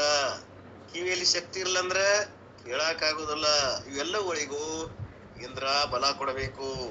ಇನ್ನ ಬೃಹಸ್ಪತಿ ನೋಡ್ರಿ, ಬುದ್ಧಿಗೆ, ಮನುಷ್ಯಂದ ಆತ್ ಬಿಡ್ರಿ, ಮನುಷ್ಯಗೆ ಅದು ಬೇಕು. ಚಂದ್ರನದಾನ ಅಲ್ಲಿ. ಈಗ ಬೃಹಸ್ಪತಿ ಅನ್ನುವಂತ ಇನ್ನೊಬ್ಬ ಅಭಿನಯ ದೇವತಾ ಅದನ್ನ, ಬುದ್ಧಿ ಮತ್ತು ಜ್ಞಾನವನ್ನ ಅನುಗ್ರಹಿಸಬಲ್ಲಂತವನು ದೇವತಾ ಶಕ್ತಿ. ಬೃಹಸ್ಪತಿ ದೇವತೆಗಳ ಒಂದು ಗುರು. ಬೃಹಸ್ಪತಿ ಅಂತ ನಮಗ ಬುದ್ಧಿ ಅಧಿದೇವತೆ. ಅವನು ಯಾರಿಗೆ? ಬುದ್ಧಿ ಮತ್ತು ಜ್ಞಾನಿಗಳಿಗೆ ಅಧಿದೇವತೆ. ನಮಗ್ ಜ್ಞಾನ ಆಗ್ತದಲ್ಲ, ಅದಕ್ಕೆ ಅಧಿದೇವತೆ ಯಾರು? ಬೃಹಸ್ಪತಿ. ಇನ್ನು ವಿಷ್ಣು ಸರ್ವವ್ಯಾಪಿ ಆದ್ರಿಂದ ಅವನಿಗೆ ಚಲನೆಗೆ ಅಧಿದೇವತೆ. ವಿಷ್ಣು ಎಲ್ಲಾ ಕಡೆ ಸರ್ವವ್ಯಾಪಿ ಆಗಿರೋದ್ರಿಂದ ನಾವು ಚಲಿಸ್ತೇವಲ್ಲ, ಅದಕ್ಕೆ ಅಧಿದೇವತೆ ವಿಷ್ಣು. ಇನ್ನು ಚಲನೆಗೆ ಪ್ರಧಾನವಾದ ಹಂಗಂದ್ರ ಪಾದಗಳಿಗೆ ಒಡೆಯ ಯಾರು? ವಿಷ್ಣು. ಪಾದಗಳ ಒಡೆಯವ ವಿಷ್ಣು. ಹೀಗೆ ಮಿತ್ರ, ವರುಣ, ಆರ್ಯಮ, ಇಂದ್ರ, ಬೃಹಸ್ಪತಿ, ವಿಷ್ಣು ಈ ಆಧ್ಯಾತ್ಮ ದೇವತೆಗಳನ್ನ ಆಹ್ವಾನ ಮಾಡಿ ಸ್ತುತಿಸಿ, ಅವರ ಅನುಗ್ರಹದಿಂದ ವೇದ ಕಾಲದ ಗುರುಗಳು, ಅವರ ಶಿಷ್ಯರು ಶಕ್ತಿಭರಿತವಾದಂತ ಪ್ರಾಣ ಅಪಾನಗಳಿಂದ ದೀರ್ಘಾಯುಷ್ಯಗಳಾಗಿದ್ರಂತ. ಅವ್ರು 1000 ವರ್ಷಗಳಿಗೆ ಬದುಕ್ತಿದ್ರಂತ. ಎಲ್ಲಿ ಬಂದೇವಿ ಈಗ ನಾವು? 100 ವರ್ಷನೂ ಇಲ್ಲ, 60ಕ್ಕೆ ಬಂದಿವಿ. ಇವನ್ನೆಲ್ಲ ಮಾಡ್ತಿದ್ರು ಅವರು. ಆಹ್ವಾನ ಮಾಡಿ ಆ ಶಕ್ತಿಯನ್ನ ಸಂಚಾರ ಮಾಡ್ಕೋತಿದ್ರು, ದೀರ್ಘಾಯುಷ್ಯ ಪಡಿತಿದ್ರು. ಈಗ ಅವನಿಗೆ ಅದಕ್ಕ ಇದನ್ನ ಒಟ್ಟು ಕಲೀರಿ ಅಂತ ಪ್ರವೃತ್ತಿ ಮಾರ್ಗ ಬೇಕು ಅನ್ನುವಂತ ಉದ್ದೇಶದಿಂದ ಎಲ್ಲಾ ಸೌಖ್ಯತೆ ನಮಗ್ ಬೇಕು ಅಂತ ಹೇಳಕತ್ತಾರ. ವಾಕ್ ಚಾತುರ್ಯವನ್ನ ಪಡಿತಿದ್ರು, ದೃಢ ಕಾಯವನ್ನ ಪಡಿತಿದ್ರು, ವೀರ್ಯವಂತರಾಗಿದ್ರು. ಈ ಒಂದು ನಿಷ್ಠೆಯಿಂದ ಹಗಲು ರಾತ್ರಿ ಅಧ್ಯಯನ ಮಾಡಿ, ಮನನ ಮಾಡಿ, ಧ್ಯಾನ ಸಂಪನ್ನರಾಗಿ ದೈವತ್ವವನ್ನ ಬೇಗ ಪಡೆದು ಬಿಡ್ತಿದ್ರಾಗ. ಇನ್ನ ನೆಕ್ಸ್ಟ್ ಶಮ್ನ ಇಂದ್ರ ಬೃಹಸ್ಪತಿ ಅಂದ್ರೆ ಎಲ್ಲಾರು ಬಂದ್ರಲ್ಲಿ. ಶಮ್ ಅಂದ್ರೆ ಮಂಗಳಕರ, ಸುಖಕರ ಅಂತ ಅರ್ಥ. ಈ ಶಾಂತಿ ಮಂತ್ರದಲ್ಲಿ ಎಲ್ಲಾ ದೇವತೆಗಳನ್ನ ಆಹ್ವಾನ ಮಾಡಿದೀವಿ. ಅರ್ಥಾತ್ ನಮ್ಮ ಮನಸ್ಸು, ದೇಹ, ಬಾಡಿ ಮೈಂಡ್ ಕಾಂಪ್ಲೆಕ್ಸ್ ಅಂತೇವಲ್ಲ,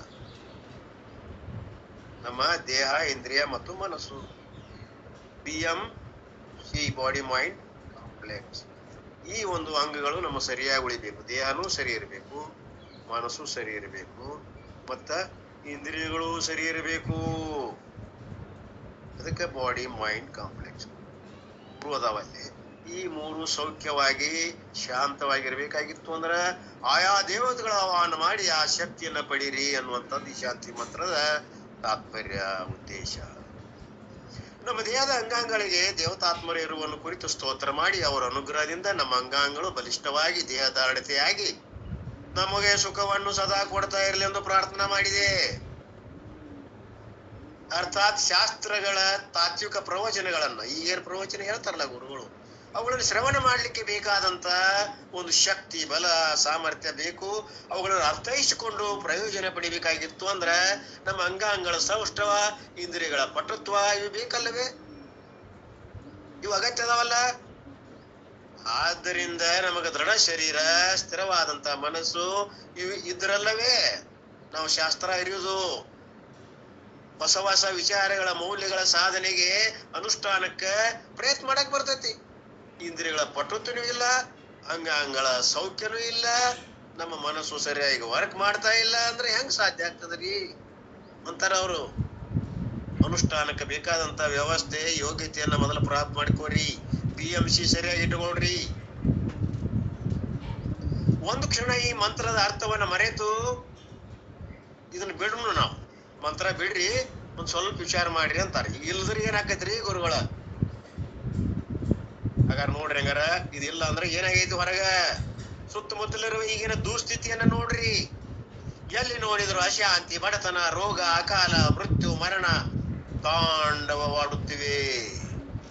ಇವುಗಳನ್ನು ಗಮನಿಸಿದ್ರೆ ಹಿಂದೆ ಇದ್ದ ನಮ್ಮ ಸಂಸ್ಕೃತಿ ಮಟ್ಟ ಎಷ್ಟರ ಮಟ್ಟಿಗೆ ನಾವು ಅಧಪತನ ಆಗಿದ್ದೇವೆ ಅದು ಗೊತ್ತಾಗ್ತಾ ಇದೆ.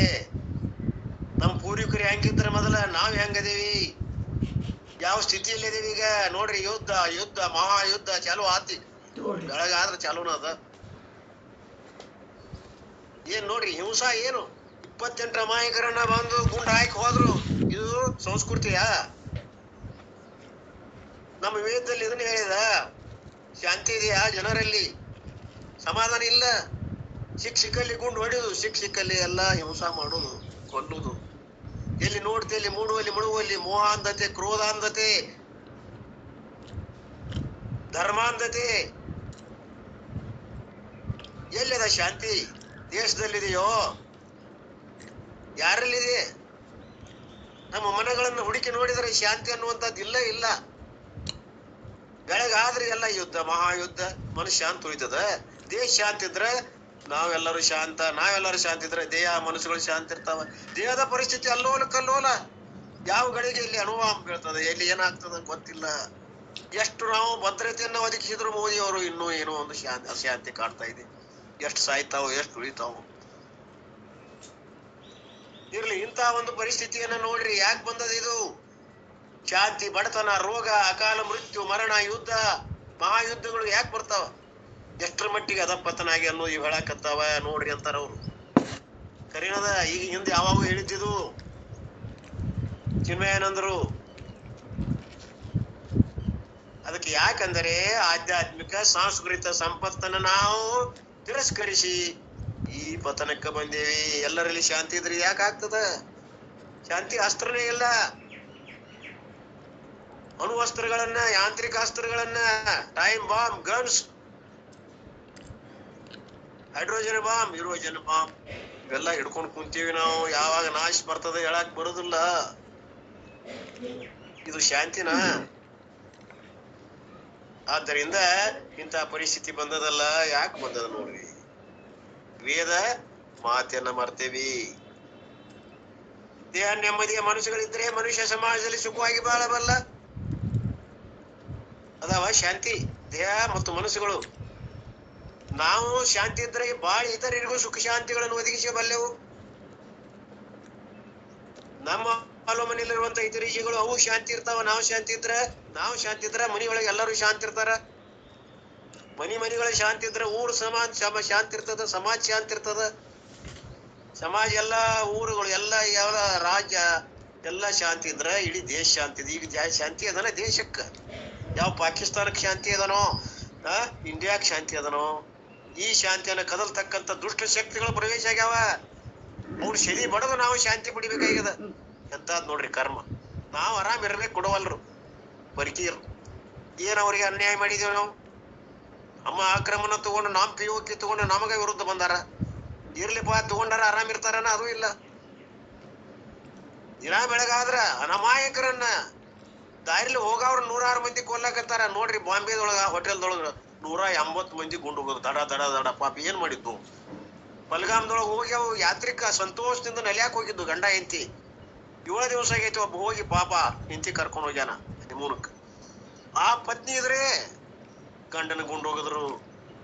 ತಾಯಿ ಇದ್ರೆ ಆ ಮಗು, ಅವ್ರಿಬ್ರು ಮಗು ಇದ್ರೆ ಅದನ್ನ ಗುಂಡು ಹೋಗದ್ರ ಅವನ್ನ ಗಂಡನ್ನ. ನಮ್ಮನ ಗುಂಡು ಇರಿ, ಅಯ್ಯೋ ಬೇಡ ನಮ್ಮನ ಗುಂಡು ಇಲ್ಲ, ಹೋಗಿ ಹೇಳ್ರಿ ನಿಮ್ ಬದಿಗೆ. ನೋಡ, ಅಲ್ಲಾಹು ಅಕ್ಬರ್ ಅನ್ರಿ, ಮಂತ್ರ ಪಠಣ ಮಾಡ್ರಿ, ಚಡ್ಡಿ ಕಳಿಸಿ ನೋಡಿ. ಇವರು ಮುಸ್ಲಿಮರು ಅನ್ನೋದು ಗೊತ್ತಾಗಲ್ಲ ಅಂದ್ರೆ ಬಿಟ್ಟಾರ. ಹಿಂದೂಗಳಿಗೆ ಅನ್ನೋದು ಗೊತ್ತಾದ ಮೇಲೆ ಏನ್ ಮಾಡಿದ್ರು? ಗುಂಡ್ ಹಾಕ್ಯಾರ ನೋಡ್ರಿ. ಅಂತ ಕರ್ಮ ಹಿಂದೂಗಳದ್ದು. ಯಾವ ಸ್ಥಿತಿಗೆ ಬಂದೇವು ಹಿಂದೂಗಳು? ಈಗ ಜಾಗೃತ ಆಗಲಿಲ್ಲ ಅಂದ್ರೆ ನಮಗ್ ಉಳಿಗಾಲಿಲ್ಲ. ಅದಕ್ಕೆ ಮೋದಿಯವರು ಆ ಒಂದು ಅಹಿಂಸಾ ಅಸ್ತ್ರವನ್ನು ಬಿಟ್ಟಾರ. ಶಾಂತಿ ಶಾಂತಿ ಅನ್ಕೊಂತ ಕುಂತ್ರೆ ಕೆಲಸ ಆಗೋದಿಲ್ಲ. ಇದು ನಾವು ಪ್ರತಿರೋಧ ಮಾಡಬೇಕು. ಇವುಗಳಿಗೆ ಏನಾದ್ರೂ ಒಂದು ಅಸ್ತ್ರ ಉಪಯೋಗ ಮಾಡಿದ್ರೆ ಬಗ್ತಾರ ಮಕ್ಕಳು. ಸರಿದರೆ ಒತ್ತಪ್ಪ, ಒತ್ತಿದ್ರೆ ಸರಿಯಪ್ಪ. ಈ ಅಸ್ತ್ರ ಉಪಯೋಗ ಮಾಡ್ಯಾರೆ. ಇಲ್ಲಿ ಮಟ್ಟ ಸರದ ನೋಡಿದೀವಿ. ಏನು ಸಾಧ್ಯ ಇಲ್ಲ. ಎದುರಿಸ್ಬೇಕಾಗ್ತದೆ ದುಷ್ಟ ಶಕ್ತಿಗಳನ್ನ. ಅನಿವಾರ್ಯ. ಇಲ್ಲಂದ್ರೆ ನಮ್ಮನ್ನ ಮುತ್ತಿ ಬಿಡ್ತಾವೆ. ಈಗ ಸುಖ ಶಾಂತಿಗಳದಾವೇನೋ? ಇಲ್ಲ. ಯಾಕೆ? ಈ ಒಂದು ಶಾಂತಿ ಅನ್ನುವಂಥದ್ದು, ಈ ವೇದ ಮಾತೆಯನ್ನ ನಾವು ಮರೆತ ಎಲ್ಲಿ ಎತ್ತೋ ಏನೋ ಕೊಂಬೆತ್ತೋ ಕಳಿಗೆತ್ತೋ ಸಾಗಿ ಬಿಟ್ಟೇವಲ್ಲ. ಹಿಂಗ ಅದಕ್ಕೆ ನಾವು ಇದುವರೆಗೆ ಪ್ರಾರ್ಥನೆಯಲ್ಲಿ ವೈಯಕ್ತಿಕವಾದ ದೇಹ ಮನಸ್ಸುಗಳ ಹಿತವನ್ನು ಕೋರಿ ಬೇಡಿಕೆಯನ್ನು ಸಲ್ಲಿದ್ದಾಯ್ತು. ಈ ಬೇಡಿಕೆಯನ್ನು ಇಟ್ಟಿವೆ ಪರಮಾತ್ಮನಲ್ಲಿ. ನಮ್ಮ ದೇಹ ಮನಸ್ಸುಗಳಿಗೆ ಶಾಂತಿ ಕೊಡಪ್ಪ, ಹಿತ ಕೊಡು. ಈಗ ಪರಬ್ರಹ್ಮವನ್ನು ಕುರಿತು ಪ್ರಾರ್ಥನೆ ಮುಂದುವರಿತದ. ಇದೆಲ್ಲ ಪ್ರಾರ್ಥನೆ ಆದ ನಂತರ ಮುಂದೇನು ಬರ್ತದ? ನಮೋ ಬ್ರಹ್ಮನೇ ಬರ್ತದ ನೋಡ್ರಿ ಆ ಮಂತ್ರದವರು. ನಮೋ ಬ್ರಹ್ಮನೇ. ಇಲ್ಲಿವರೆಗೆ ಏನಾಯ್ತು? ಶಮ್ನೋ ಇಂದ್ರೋ ಬೃಹಸ್ಪತಿ, ಶಮ್ನೋ ವಿಷ್ಣುರುಕ್ರಮ, ನಮೋ ಬ್ರಹ್ಮನೇ ಮತ್ ನೋಡ್ರಿ. ನಮೋ ಬ್ರಹ್ಮನೇ. ಯಾಕೆ ಬ್ರಹ್ಮದ್ ಬೇಕಾಗಿತ್ತು ಮತ್ ಮ್ಯಾಲ?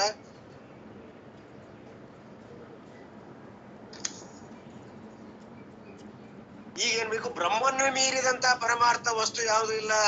ಪರಮ ಶ್ರೇಷ್ಠ ಸತ್ಯ ಜ್ಞಾನ ಅನಂತ ಸ್ವರೂಪವಾದ ಆ ಬ್ರಹ್ಮವನ್ನು ಆಶ್ರಯಿಸಿರಿ. ಬ್ರಹ್ಮಾಂಡದ ಮೂಲ ಪುರುಷವ ಆ ಪರ ವಸ್ತುವಿಗೆ ಭಕ್ತ ನಮಸ್ಕಾರಗಳನ್ನು ಸಲ್ಲಿಸಬೇಕಾಗ್ತದೆ. ಅನಂತರ ಬರುವಂತ ಪ್ರಾರ್ಥನೆ ಯಾವುದು? ನಮಸ್ತೆ ವಾಯು. ಇಲ್ಲಿ ವಾಯು ಎಂದರೆ ಬ್ರಹ್ಮಾಂಡದ ವಿವಿಧ ರೀತಿಯ ಸಕಲ ಜೀವಿಗಳಲ್ಲಿ ಪ್ರಾಣ ಶಕ್ತಿ ಅನ್ನೋದು ಚೈತನ್ಯವೇ ಪ್ರಾಣ ಶಕ್ತಿ ರೂಪದಿಂದ ತುಂಬಿದ್ದು. ಇವನಿಗೆ ಸೂತ್ರಾತ್ಮ ಹಿರಣ್ಯ ಗರ್ಭ ಅಂತಾರೆ. ಹೇಗೆ ಬೇರೆ ಬೇರೆ ಹೂಗಳನ್ನು ಒಂದೇ ದಾರದಿಂದ ಹೆಣೆದು ಒಟ್ಟಾಗಿ ಸೇರಿಸಿ ಮಾಲೆ ಮಾಡ್ತಾರೋ ಹಾಗೆ ಈ ಶಕ್ತಿ ಅದ ಇಲ್ಲಿ ಬ್ರಹ್ಮಾಂಡದಲ್ಲಿ. ಅನೇನು ತೃಣಕಾಷ್ಟಗಳಲ್ಲಿ ಸೂತ್ರ ರೂಪದಿಂದ ಪೂರ್ಣಿಸಲ್ಪಟ್ಟದ ಈ ಬ್ರಹ್ಮಶಕ್ತಿ. ಮಾಲಿದು ಬ್ರಹ್ಮಾಂಡ ಅಂದ್ರೆ ಮಾಲೆ. ಅನೇಕ ಅಂಡಗಳು, ಅನೇಕ ಬ್ರಹ್ಮಾಂಡಗಳದಾವ. ಎಲ್ಲಿ ಆಧಾರವ ಬ್ರಹ್ಮ, ಅದೇ ಮಾಯೆ. ಆಧಾರದಲ್ಲಿ ಅನೇಕ ಬ್ರಹ್ಮಾಂಡಗಳು ಸರಮಾಲಿನದ. ಹಾಗೆ ವಿಶ್ವದ ಸಸ್ಯ ಪ್ರಾಣಿ ಮನುಷ್ಯ ವರ್ಗಗಳನ್ನೆಲ್ಲ ಸೇರಿಸುವಂತ, ಒಟ್ಟಾಗಿ ಸೇರಿಸುವಂತ ಜೀವ ಚೈತನ್ಯ ಯಾವುದು? ಆ ಸೂತ್ರ ಯಾವುದು? ವಾಯು. ಅದನ್ನೇ ಸೂಕ್ಷ್ಮ ಶರೀರದಲ್ಲಿ ವಾಯುವಿನ ಅದ. ಪರಮಾರ್ಥ ವಸ್ತುವಾದ ಬ್ರಹ್ಮವು ಅವ್ಯಾಕೃತ. ಆ ಬ್ರಹ್ಮ ಏನದ? ಅವ್ಯಾಕೃತ. ವ್ಯಾಕೃತ ಅಂದ್ರೆ ಕಣ್ಣಿಗೆ ತೋರುವಂತಹದ್ದು. ಇದು ಅಗೋಚರದ, ಅವ್ಯಾಕೃತದ, ಸರ್ವವ್ಯಾಪಿ ಅದ. ಇಂದ್ರಿಯ ಮನಸ್ಸು ಬುದ್ಧಿ ಅದು ನೇರವಾಗಿ ಗೋಚರ ಆಗುವಂತದ್ದಲ್ಲ. ವಾಯು ತನ್ನ ವ್ಯಾಪಕತ್ವದಿಂದ ಅತಿ ನಿಕಟವಾದಂತ, ನಮಗೆ ಸಮೀಪವಾದಂತ ದೇವತೆ. ನಮಗೆ ಸಂಪರ್ಕ ಬರ್ತದ, ಅದು ಉಸಿರಾಟದಲ್ಲಿ ಗೊತ್ತಾಗ್ತದ. ಅದು ಬ್ರಹ್ಮನೇ. ನಮಸ್ತೆ ವಾಯು ಅಂತೀವಲ್ಲ, ನಿಕಟವಾದಂತ ಪ್ರತಿನಿಧಿ ಅವರಿದ್ರು ಹಿರಣ್ಯ ಗರ್ಭವನೇ. ಹೀಗೆ ಅನೇಕ ವಿಚಾರಗಳನ್ನ ಗುರುಗಳು ಈ ಒಂದು ಚಿನ್ಮಯಾನಂದರು ಹೇಳ್ತಾ ಹೋಗ್ಯಾರೆ. 10 ಗಂಟೆ ಆಗ್ತಾ ಬಂತು. ಇನ್ನೊಂದು 15 ನಿಮಿಷ ಇದೆ. ಈ ಮಂತ್ರದ ಒಳ ಅರ್ಥವನ್ನು ಇನ್ನೊಂದು ಸ್ವಲ್ಪದ ಓದ್ ಮುಗಿಸ್. ಋತಂ ವದಿಷ್ಯಾಮಿ ಸತ್ಯಂ ವದಿಷ್ಯಾಮಿ. ನೋಡ್ರಿ ಮುಂದಿಂದಿದು. ತನ್ಮಾಮವತೋ ತದ್ಭಕ್ತಾರಮವತೋ ಅವತು ಮಾಂ ಅವತು ವಕ್ತಾರಂ ಅನ್ನುವಂತ ಮಂತ್ರದ ಅರ್ಥವನ್ನು ಹೇಳ್ತಾರೆ ನೋಡ್ರಿ.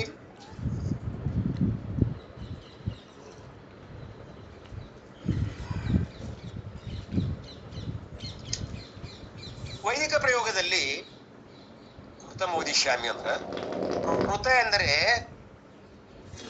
ಶಾಸ್ತ್ರದ ಅರ್ಥವನ್ನ ಬೌದ್ಧಿಕವಾಗಿ ತಿಳಿದು ಅದರ ಇಂಗಿತವನ್ನು ಯಥಾರ್ಥವ ಮಾಡಿಕೊಳ್ಳುವಂಥದ್ದು. ವೈದಿಕದಲ್ಲಿ ಅನೇಕ ವಿಚಾರಗಳು ಬರ್ತಾವ. ಋತ ಅಂದ್ರೆ ಸತ್ಯವಾದಂತ ಮಾತುಗಳು, ತ್ರಿಕಾಲಾಭಾತವಾದಂತ ತತ್ವಕ್ಕೆ ಋತ ಅಂತಾರ. ಎಲ್ಲಾ ಶಾಸ್ತ್ರದ ಏನ್ ವಿಧಿ ಅದಾವಲ್ಲ ಅವೆಲ್ಲ ಋತಗಳೇ. ಕೃತಿಗಳಿರೋದವಲ್ಲ ಅವೆಲ್ಲ ಋತಗಳೇ. ಯಥಾರ್ಥವಾದ ಜ್ಞಾನವನ್ನು ಹೇಳಿಕೊಡುವಂತವು. ಅವನ್ನ ಏನ್ ಮಾಡ್ಬೇಕು ನಾವೀಗ? ಬೌದ್ಧಿಕವಾಗಿ ಬುದ್ಧಿಪೂರ್ವಕವಾಗಿ ತಿಳಿಬೇಕು. ಅದರ ಇಂಗಿತವನ್ನ, ಅದರ ಯಥಾರ್ಥವನ್ನ ನಿಶ್ಚಯ ಮಾಡಿಕೊಳ್ಳುವಂತಹದ್ದು. ಆ ಋತುಗಳನ್ನ, ಮಂತ್ರಗಳನ್ನ, ಶಾಸ್ತ್ರಾಸ್ತ್ರಗಳನ್ನ ನಿಶ್ಚಿತ ಮಾಡಿಕೊಳ್ಳುವಂತಹದ್ದು. ಅದನ್ನ ನಿತ್ಯ ಜೀವನದಲ್ಲಿ ಅಡಕೆ ಮಾಡಿಕೊಳ್ಳುವಂಥದ್ದು, ಆಚರಣೆಗೆ ತರುವಂತದ್ದು ಧರ್ಮ ಎಂದು ಕಾಲ್ ಬರ್ತಾ ಇದೆ ನೋಡ್ರಿ. ವೀಕೆಂಡ್ ಬಂತು, ಇರ್ಲಿ ಅದನ್ನ ನೆಗ್ಲೆಕ್ಟ್ ಮಾಡುವ, ನಂತರ ಮಾತಾಡಕ್ ಇದು ಅಡೆತಡೆ ಮಾಡಾಕತ್ತದ ಬಳತ್ತ ಇರ್ಲಿ. ಈ ಪ್ರಕಾರ ಈ ಒಂದು ನಿತ್ಯ ಜೀವನದಲ್ಲಿ ಆಚರಣೆಗೆ ತರುವುದು ಧರ್ಮ. ಧರ್ಮ ಅಂದ್ರೆ ಬೇರೆ ಅಲ್ಲ, ಋತುಗಳನ್ನ ನಾವು ಅವಧಾರಣ ಮಾಡುವಂತಹದ್ದು, ಧಾರಣ ಮಾಡುವಂತಹದ್ದು ಧರ್ಮ. ಯಾವನ್ನ? ಸತ್ಯವಚನಗಳನ್ನ, ಬ್ರಹ್ಮಜ್ಞಾನ ಯಥಾರ್ಥ ನಿಶ್ಚಯವನ್ನ ಮಾಡುವಂತಹದ್ದು ಧರ್ಮ. ಆನಂದ ಅನ್ನುವಂಥದ್ದು ಏನದ? ನಮ್ಮ ಧರ್ಮದ ಸುಖವೇ ನಮ್ಮ ಧರ್ಮದ ಎಲ್ಲರ ಮತ ಅದ. ಈಗ ಸುಖ ಆಗಿ ಉಳಿದವೇನು? ಇಲ್ಲ. ಆದ್ದರಿಂದ ಆ ನಮ್ಮ ಧರ್ಮವನ್ನ, ಆನಂದ ಧರ್ಮವನ್ನ, ಸುಖದ ಧರ್ಮವನ್ನ, ಬ್ರಹ್ಮ ಧರ್ಮವನ್ನ ನಾವು ಆಚರಣೆಗೆ ತರುವಂತದ್ದು, ಅದೇ ಆಗಿ ಉಳಿಯುವಂತದ್ದು, ವಿಧಿಪೂರ್ವಕವಾಗಿ ಅದನ್ನ ಅರ್ಥ ಮಾಡಿಕೊಳ್ಳುವಂತದ್ದು ಋತ. ಇದರಂತೆ ನಡೆಯುವುದು ಧರ್ಮ, ಅದರಂತೆ ನುಡಿಯುವುದು ಸತ್ಯ. ನೋಡ್ರಿ, ಋತ ಅಂದ್ರೆ ಅರ್ಥ ಮಾಡಿಕೊಳ್ಳುವುದು. ಆ ಋತವನ್ನ ಅರ್ಥ ಮಾಡಿಕೊಂಡ ಮೇಲೆ ಅದರಂತ ನಡೆಯುವುದು ಧರ್ಮ, ಅದರಂತ ನುಡಿಯುವುದು ಸತ್ಯ. ನುಡಿಯೇ ನಡೆಯಲ್ಲಿ ಬರಬೇಕು. ನಡೆ ನುಡಿ ಶುದ್ಧವಿದ್ದರೆ ತರಲ್ಲ ವಿಲಾಸ ಭಿನ್ನಾಣವಕ್ಕೂ ಸರ್ವಜ್ಞ. ಹಾಗೆ ನಡೆ ನುಡಿಗಳು ಒಂದಾಗಿರಬೇಕು ಅಂತ. ಇನ್ನ ಸರ್ವಾತ್ಮನಾದ ವಾಯು ರೂಪದ ಬ್ರಹ್ಮವು ವಿದ್ಯಾರ್ಥಿ ಆದ ನನ್ನನ್ನು ಕಾಪಾಡಲಿ, ನನ್ನ ವಿದ್ಯೆ ಫಲಪ್ರದ ಆಗಲಿ. ಹೀಗೆ ಬ್ರಹ್ಮ ವಿದ್ಯೆಯನ್ನು ಬಯಸುವಂತ ವಿದ್ಯಾರ್ಥಿ ಪ್ರಾರ್ಥನೆ ಮಾಡ್ತಾನೆ. ನಾ ಏನ್ ಪಡ್ಯಾಕತ್ತೇನಲ್ಲ, ವಿದ್ಯೆ ಫಲ ಆಗ್ಬೇಕು, ಫಲ ಸಿಗಬೇಕು ನನಗ. ಈ ಕಾಶಿಗೆ ಹೋಗ್ಯಾರ ವಿದ್ಯಾರ್ಥಿ, ಅವಲ್ಲಿಂದ ಯಶಸ್ವಿಯಾಗಿ ಬರ್ಬೇಕಲ್ಲ. ಅಷ್ಟ ಅಲ್ಲ, ರ್ಯಾಂಕ್ ಹೋಲ್ಡರ್ ಆಗಿ ಬಂದ್ರೆ ಇನ್ನಷ್ಟು ಒಳ್ಳೇದು. ಹಂಗ ಆ ಯಶಸ್ವಿ ಅನ್ನುವಂಥದ್ದು ಬಹಳ ಮುಖ್ಯದ. ಎಲ್ಲರೂ ಶಾಲೆಗೆ ಹೋಗುದು ಮುಖ್ಯ ಅಲ್ಲ, ಗುರುಗಳು ಹೇಳಿದಂತ ವಿದ್ಯೆಯನ್ನ ಪ್ರಾಪ್ತ ಮಾಡ್ಕೊಳ್ಳುವಂತದ್ದು ಮುಖ್ಯದ. ಅದಕ್ಕೆ ಬ್ರಹ್ಮ ವಿದ್ಯೆಯನ್ನ ಫಲಪ್ರದ ಆಗ್ಲಿ ಅಂತ ಎಲ್ಲರೂ ಬೇಡ್ಕೋಬೇಕಾಗ್ತದೆ, ಪ್ರಾರ್ಥನೆ ಮಾಡ್ಬೇಕಾಗದ. ಪವಿತ್ರ ಅಧ್ಯಯನದಲ್ಲಿ ಯಾವ ತೊಂದರೆ ಉಂಟಾಗದಂತೆ ಆಚಾರ್ಯನನ್ನ ಕಾಡ್ಲಿ.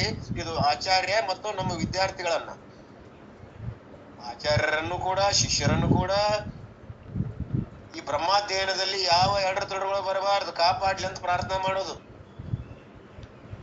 ಅದಕ್ಕೆ 2 ಸಲ ಅದರ ಪ್ರಾಮುಖ್ಯತೆ, ಅದರ ಆಧಾರದ ಅಂದ್ರೆ ಯಾವ ಅಡಚಣೆ ಉಂಟಾಗಿದ್ರಲ್ಲಿ ಎಂದು ಕೊನೆಯಲ್ಲಿ 3 ಸಲ ಶಾಂತಿ ಅಂತ ಹೇಳಿ ಪ್ರಾರ್ಥನೆಯನ್ನು ಮುಕ್ತಾಯ ಮಾಡಿದೆ. ಎಲ್ಲವನ್ನು ಪ್ರತ್ಯೇಕವಾಗಿ ಹೇಳುವುದು ಅಸಾಧ್ಯ. ಒಂದೊಂದು ಪ್ರತ್ಯೇಕ ಹೇಳಕ್ ಬರ್ತದೇನೋ? ಹೇಳಕ್ ಬರೋದಿಲ್ಲ. 3 ಒಮ್ಮೆಗೆ ಹೇಳ್ಬಿಟ್ಟಾರ ಕೊನೆಗೆ, ಅದನ್ನ ನಾವ ತಿಳ್ಕೊಳ್ಳೋದು. ಅಂದ್ರೆ ಅರ್ಥಾತ್ ವಿಘ್ನವನ್ನ ಉತ್ಪನ್ನ ಆಗುವ ಮೂಲ ಸ್ಥಾನವನ್ನು ಗಮನಿಸಿ 3 ಪಂಗಡ ಮಾಡ್ಯಾರ. ಅವು ಯಾವ? ಆಧ್ಯಾತ್ಮಿಕ, ಆದಿ ಭೌತಿಕ, ಆದಿ ದೈವಿಕ. ಇವು ಏನದಾವು? ಶರೀರದ ಒಳಗದಾವ, ಶರೀರದ ಹೊರಗೂ ಅದಾವ, ಮಧ್ಯದಲ್ಲಿ ಅದಾವ. ಇವ್ ಏನ್ ಮಾಡ್ಯಾವ ಅಂದ್ರೆ ನಮಗ್ ತಿಳಿಯದೆ ಆಕಸ್ಮಿಕವಾಗಿ ಸಂಭವಿಸುವಂತ ವಿಘ್ನಗಳು ಯಾವುವು? ಈ 3 ರೀತಿಯಿಂದ ಬರುವಂತ ವಿಘ್ನಗಳು. ಇವು ಯಾವ ಅಡ್ಡಿ ಆತಂಕಗಳು ನಮಗ ಬಾರದಿರಲಿ ಅಂತ ಹೇಳಿ 3 ಸಲ ಶಾಂತಿ ಮಂತ್ರವನ್ನ ಪಠನ ಮಾಡಲಾಗಿದೆ. ಅದರ ಅರ್ಥ ಇದು ಎಷ್ಟೋ ಮಂದಿ ಗೊತ್ತಿಲ್ಲ. 3 ಸಲ ಯಾಕಂತಾರ್ರಿ ಅಂತ ಕೇಳಿನೂ ಇಲ್ಲ ನಾವು. ನೋಡಿ ಎಷ್ಟು ಗೂಢವಾದಂತ ಅರ್ಥವನ್ನು ಒದಗಿಸಿಟ್ಟಾರೆ ಋಷಿ ಮುನಿಗಳು. ಎಲ್ಲಿ? ಈ ಶಿಕ್ಷಾವಲ್ಲಿಯಲ್ಲಿ ಬರುವಂತ ಶಾಂತಿ ಪಾಠ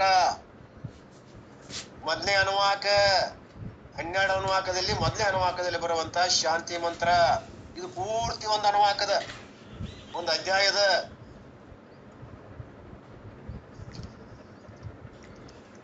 ಹೀಗೆ ಗುರುಗಳು 3 ಸಲ ಹೇಳಿದ್ದಾರೆ. ಇದನ್ನ ಟೈಮ್ ಆಯ್ತು. ಇನ್ನ ಅದ ಟೈಮ್ ಓದು. ಗುರುಗಳು ಏನ್ ಹೇಳ್ಯಾರ ನೋಡು. May Mitra be the source of auspicious to us. ಗುರುಗಳು ಹೇಳಿದ್ದು ಓದ್ತಾ ಇದ್ದೇನೆ ಈಗ. ಕನ್ನಡದಲ್ಲಿ ನಿಮಗೆಲ್ಲ ಗೊತ್ತಾಯ್ತು. ಚಿನ್ಮಯಾನಂದ್ರ ಹೇಳಿದಂತ ಕನ್ನಡ ಗುರುಗಳು ವಿಶೇಷವಾಗಿ ಇಂಗ್ಲಿಷ್ ಹೇಳ್ತಾರಂತ ನಾ ಅದನ್ನ ಹೇಳಿಲ್ಲ. ಆದ್ರೂ ಇನ್ನು ಟೈಮ್ ಅದ. ಆದ್ರಿಂದ ಈ ಯಾವ ಪರಮಾರ್ಥಾನಂದ ಗುರುಗಳು ಅವ್ರ ಶಿಷ್ಯರು ಏನ್ ಹೇಳ್ಯಾರ ಅನ್ನೋದು ನೋಡು.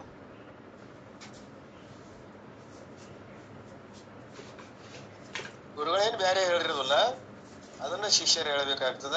ಸ್ವಲ್ಪ ಹೆಚ್ಚು ಕಡಿಮೆ ಇರ್ತಾವ, ಸ್ವಲ್ಪ ಕೂಡಿಸಿರ್ತಾರ, ಕಡಿಮೆ ಇರ್ತದ, ಇಷ್ಟೇ ಫರಕ. ಆದ್ರ ತಾತ್ಪರ್ಯದಲ್ಲಿ ಏನು ವ್ಯತ್ಯಾಸ ಇಲ್ಲ.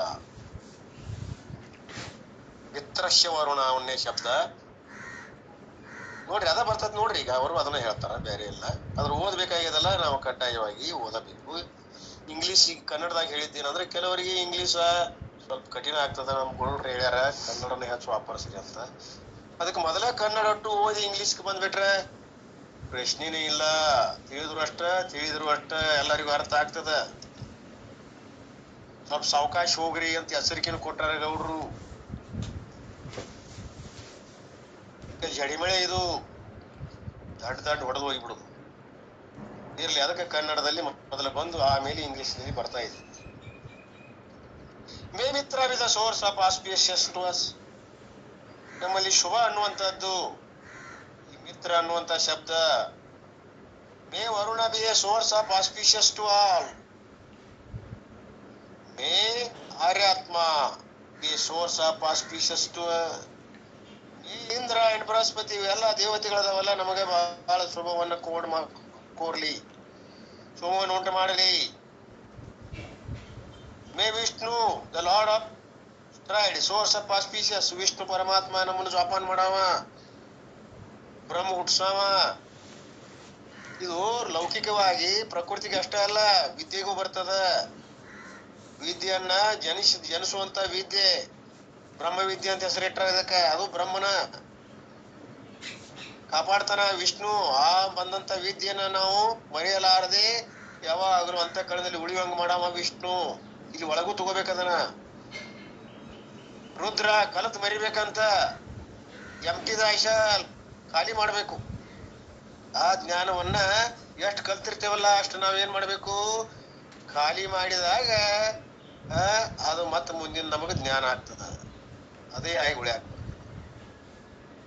ಜನ್ಯಾಪ್ರೋಕ್ಷ ಜ್ಞಾನ, ಅದು ಬ್ರಹ್ಮಜ್ಞಾನ ಅಂದ್ರೆ ಅದು ಕೂಡ ಅನಾತ್ಮನ.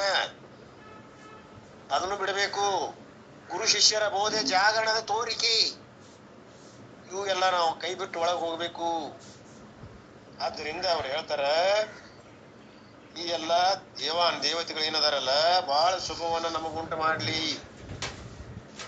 ಆದ್ದರಿಂದ Vayu prostration to you. Vayudeva, Varunadeva, Agnideva, ನಿಮ್ಮೆಲ್ಲರಿಗೂ ನಮ್ಮ ನಮನಗಳು.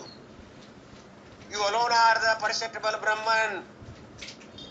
ನೀವೇನದಿರಿ ನಮಗ ಪೂಜಿಸಲು, ಪ್ರಾರ್ಥನೆಗೆ ಆಹ್ವಾನಿಸಲು ಯೋಗ್ಯವಾದ ದೇವತೆಗಳು, ಬ್ರಹ್ಮ ದೇವತೆಗಳಂತ ನಾವು ಭಾವಿಸ್ತೀವಿ. I shall declare yourself to be the perceptible ಬ್ರಹ್ಮನ್.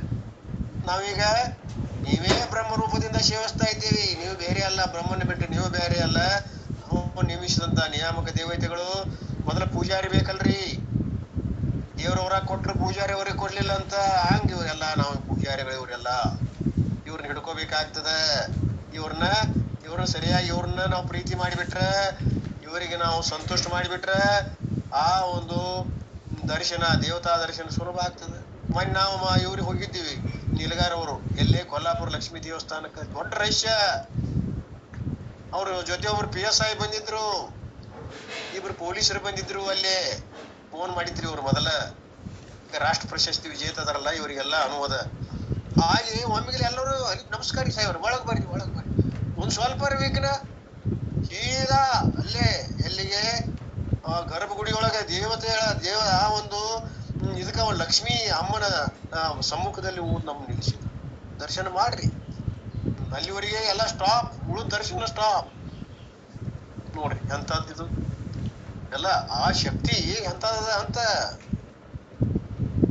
ಇದು ಅದು ಒಂದು ಪೊಲೀಸ್ ಶಕ್ತಿ ಅಂತ ಅರ್ಥ. ಅವರ ಒಂದು ಶಕ್ತಿಗೆ ಎಲ್ಲಾ ಶಕ್ತಿಗಳು ಸೇರಿರ್ತಾವ ಅರ್ಥ. ಹೀಗೆ ಇಲ್ಲಿ ಒಂದು ಶಕ್ತಿ ಅದ, ಯಾವುದು? ಎಲ್ಲಾ ದೇವತೆಗಳ ಶಕ್ತಿ ನಮ್ಮಲ್ಲಿ ಅದ. ಅದು ನಮ್ಗ ಆಹ್ವಾನ ಮಾಡಿದ್ರೆ ಅವೆಲ್ಲ ಬರ್ತಾವ. ಹೀಗೆ ಗುರುಗಳು ಕೂಡ ಅನೇಕ ವಿಷಯಗಳನ್ನ ಮುಂದೆ ಹೇಳ್ತಾ ಹೋಗ್ತಾರೆ. ಮುಂದೆ ಡಿಟೇಲ್ ಬಹಳ ಅದ, ಪಾಯಿಂಟ್ಸ್ ವೈಸ್ ಅದ.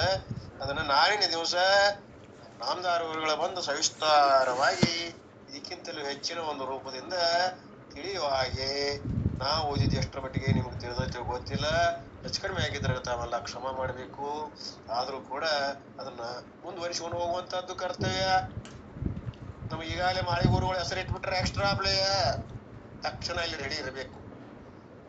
ಆ ಒಂದು ನಿಮಿತ್ತದಿಂದ ನಾವು ಬಂದೇ ಹೊರತಾಗಿ ಸಂಪೂರ್ಣವಾದಂತ ವಿಷಯದ ಮಾಹಿತಿ ಗುರುಗಳಿಗಿದ್ದಷ್ಟು ನಮಗೆಲ್ಲ ಓದಿದ್ದದ್ದು ಇದಕ್ಕಿದ್ದಂಗೆ ಹೇಳೋರಷ್ಟ ನಾವು ವಿಶೇಷವಾದ ಅನುಭವ ವಿಚಾರಗಳನ್ನ ನೀವು ನಾಮದಾರಗಳ ಮೂಲಕ ನಾಳೆಯಿಂದ ತಿಳಿತಾ ಹೋಗೋಣ ಅಂತ ಒಂದೆರಡು ಮಾತುಗಳನ್ನ ತಮ್ಮ ಪಾದಕ್ಕೆ ಅರ್ಪಿಸಿ ನನ್ನ ಮಾತಿಗೆ ವಿರಾಮ.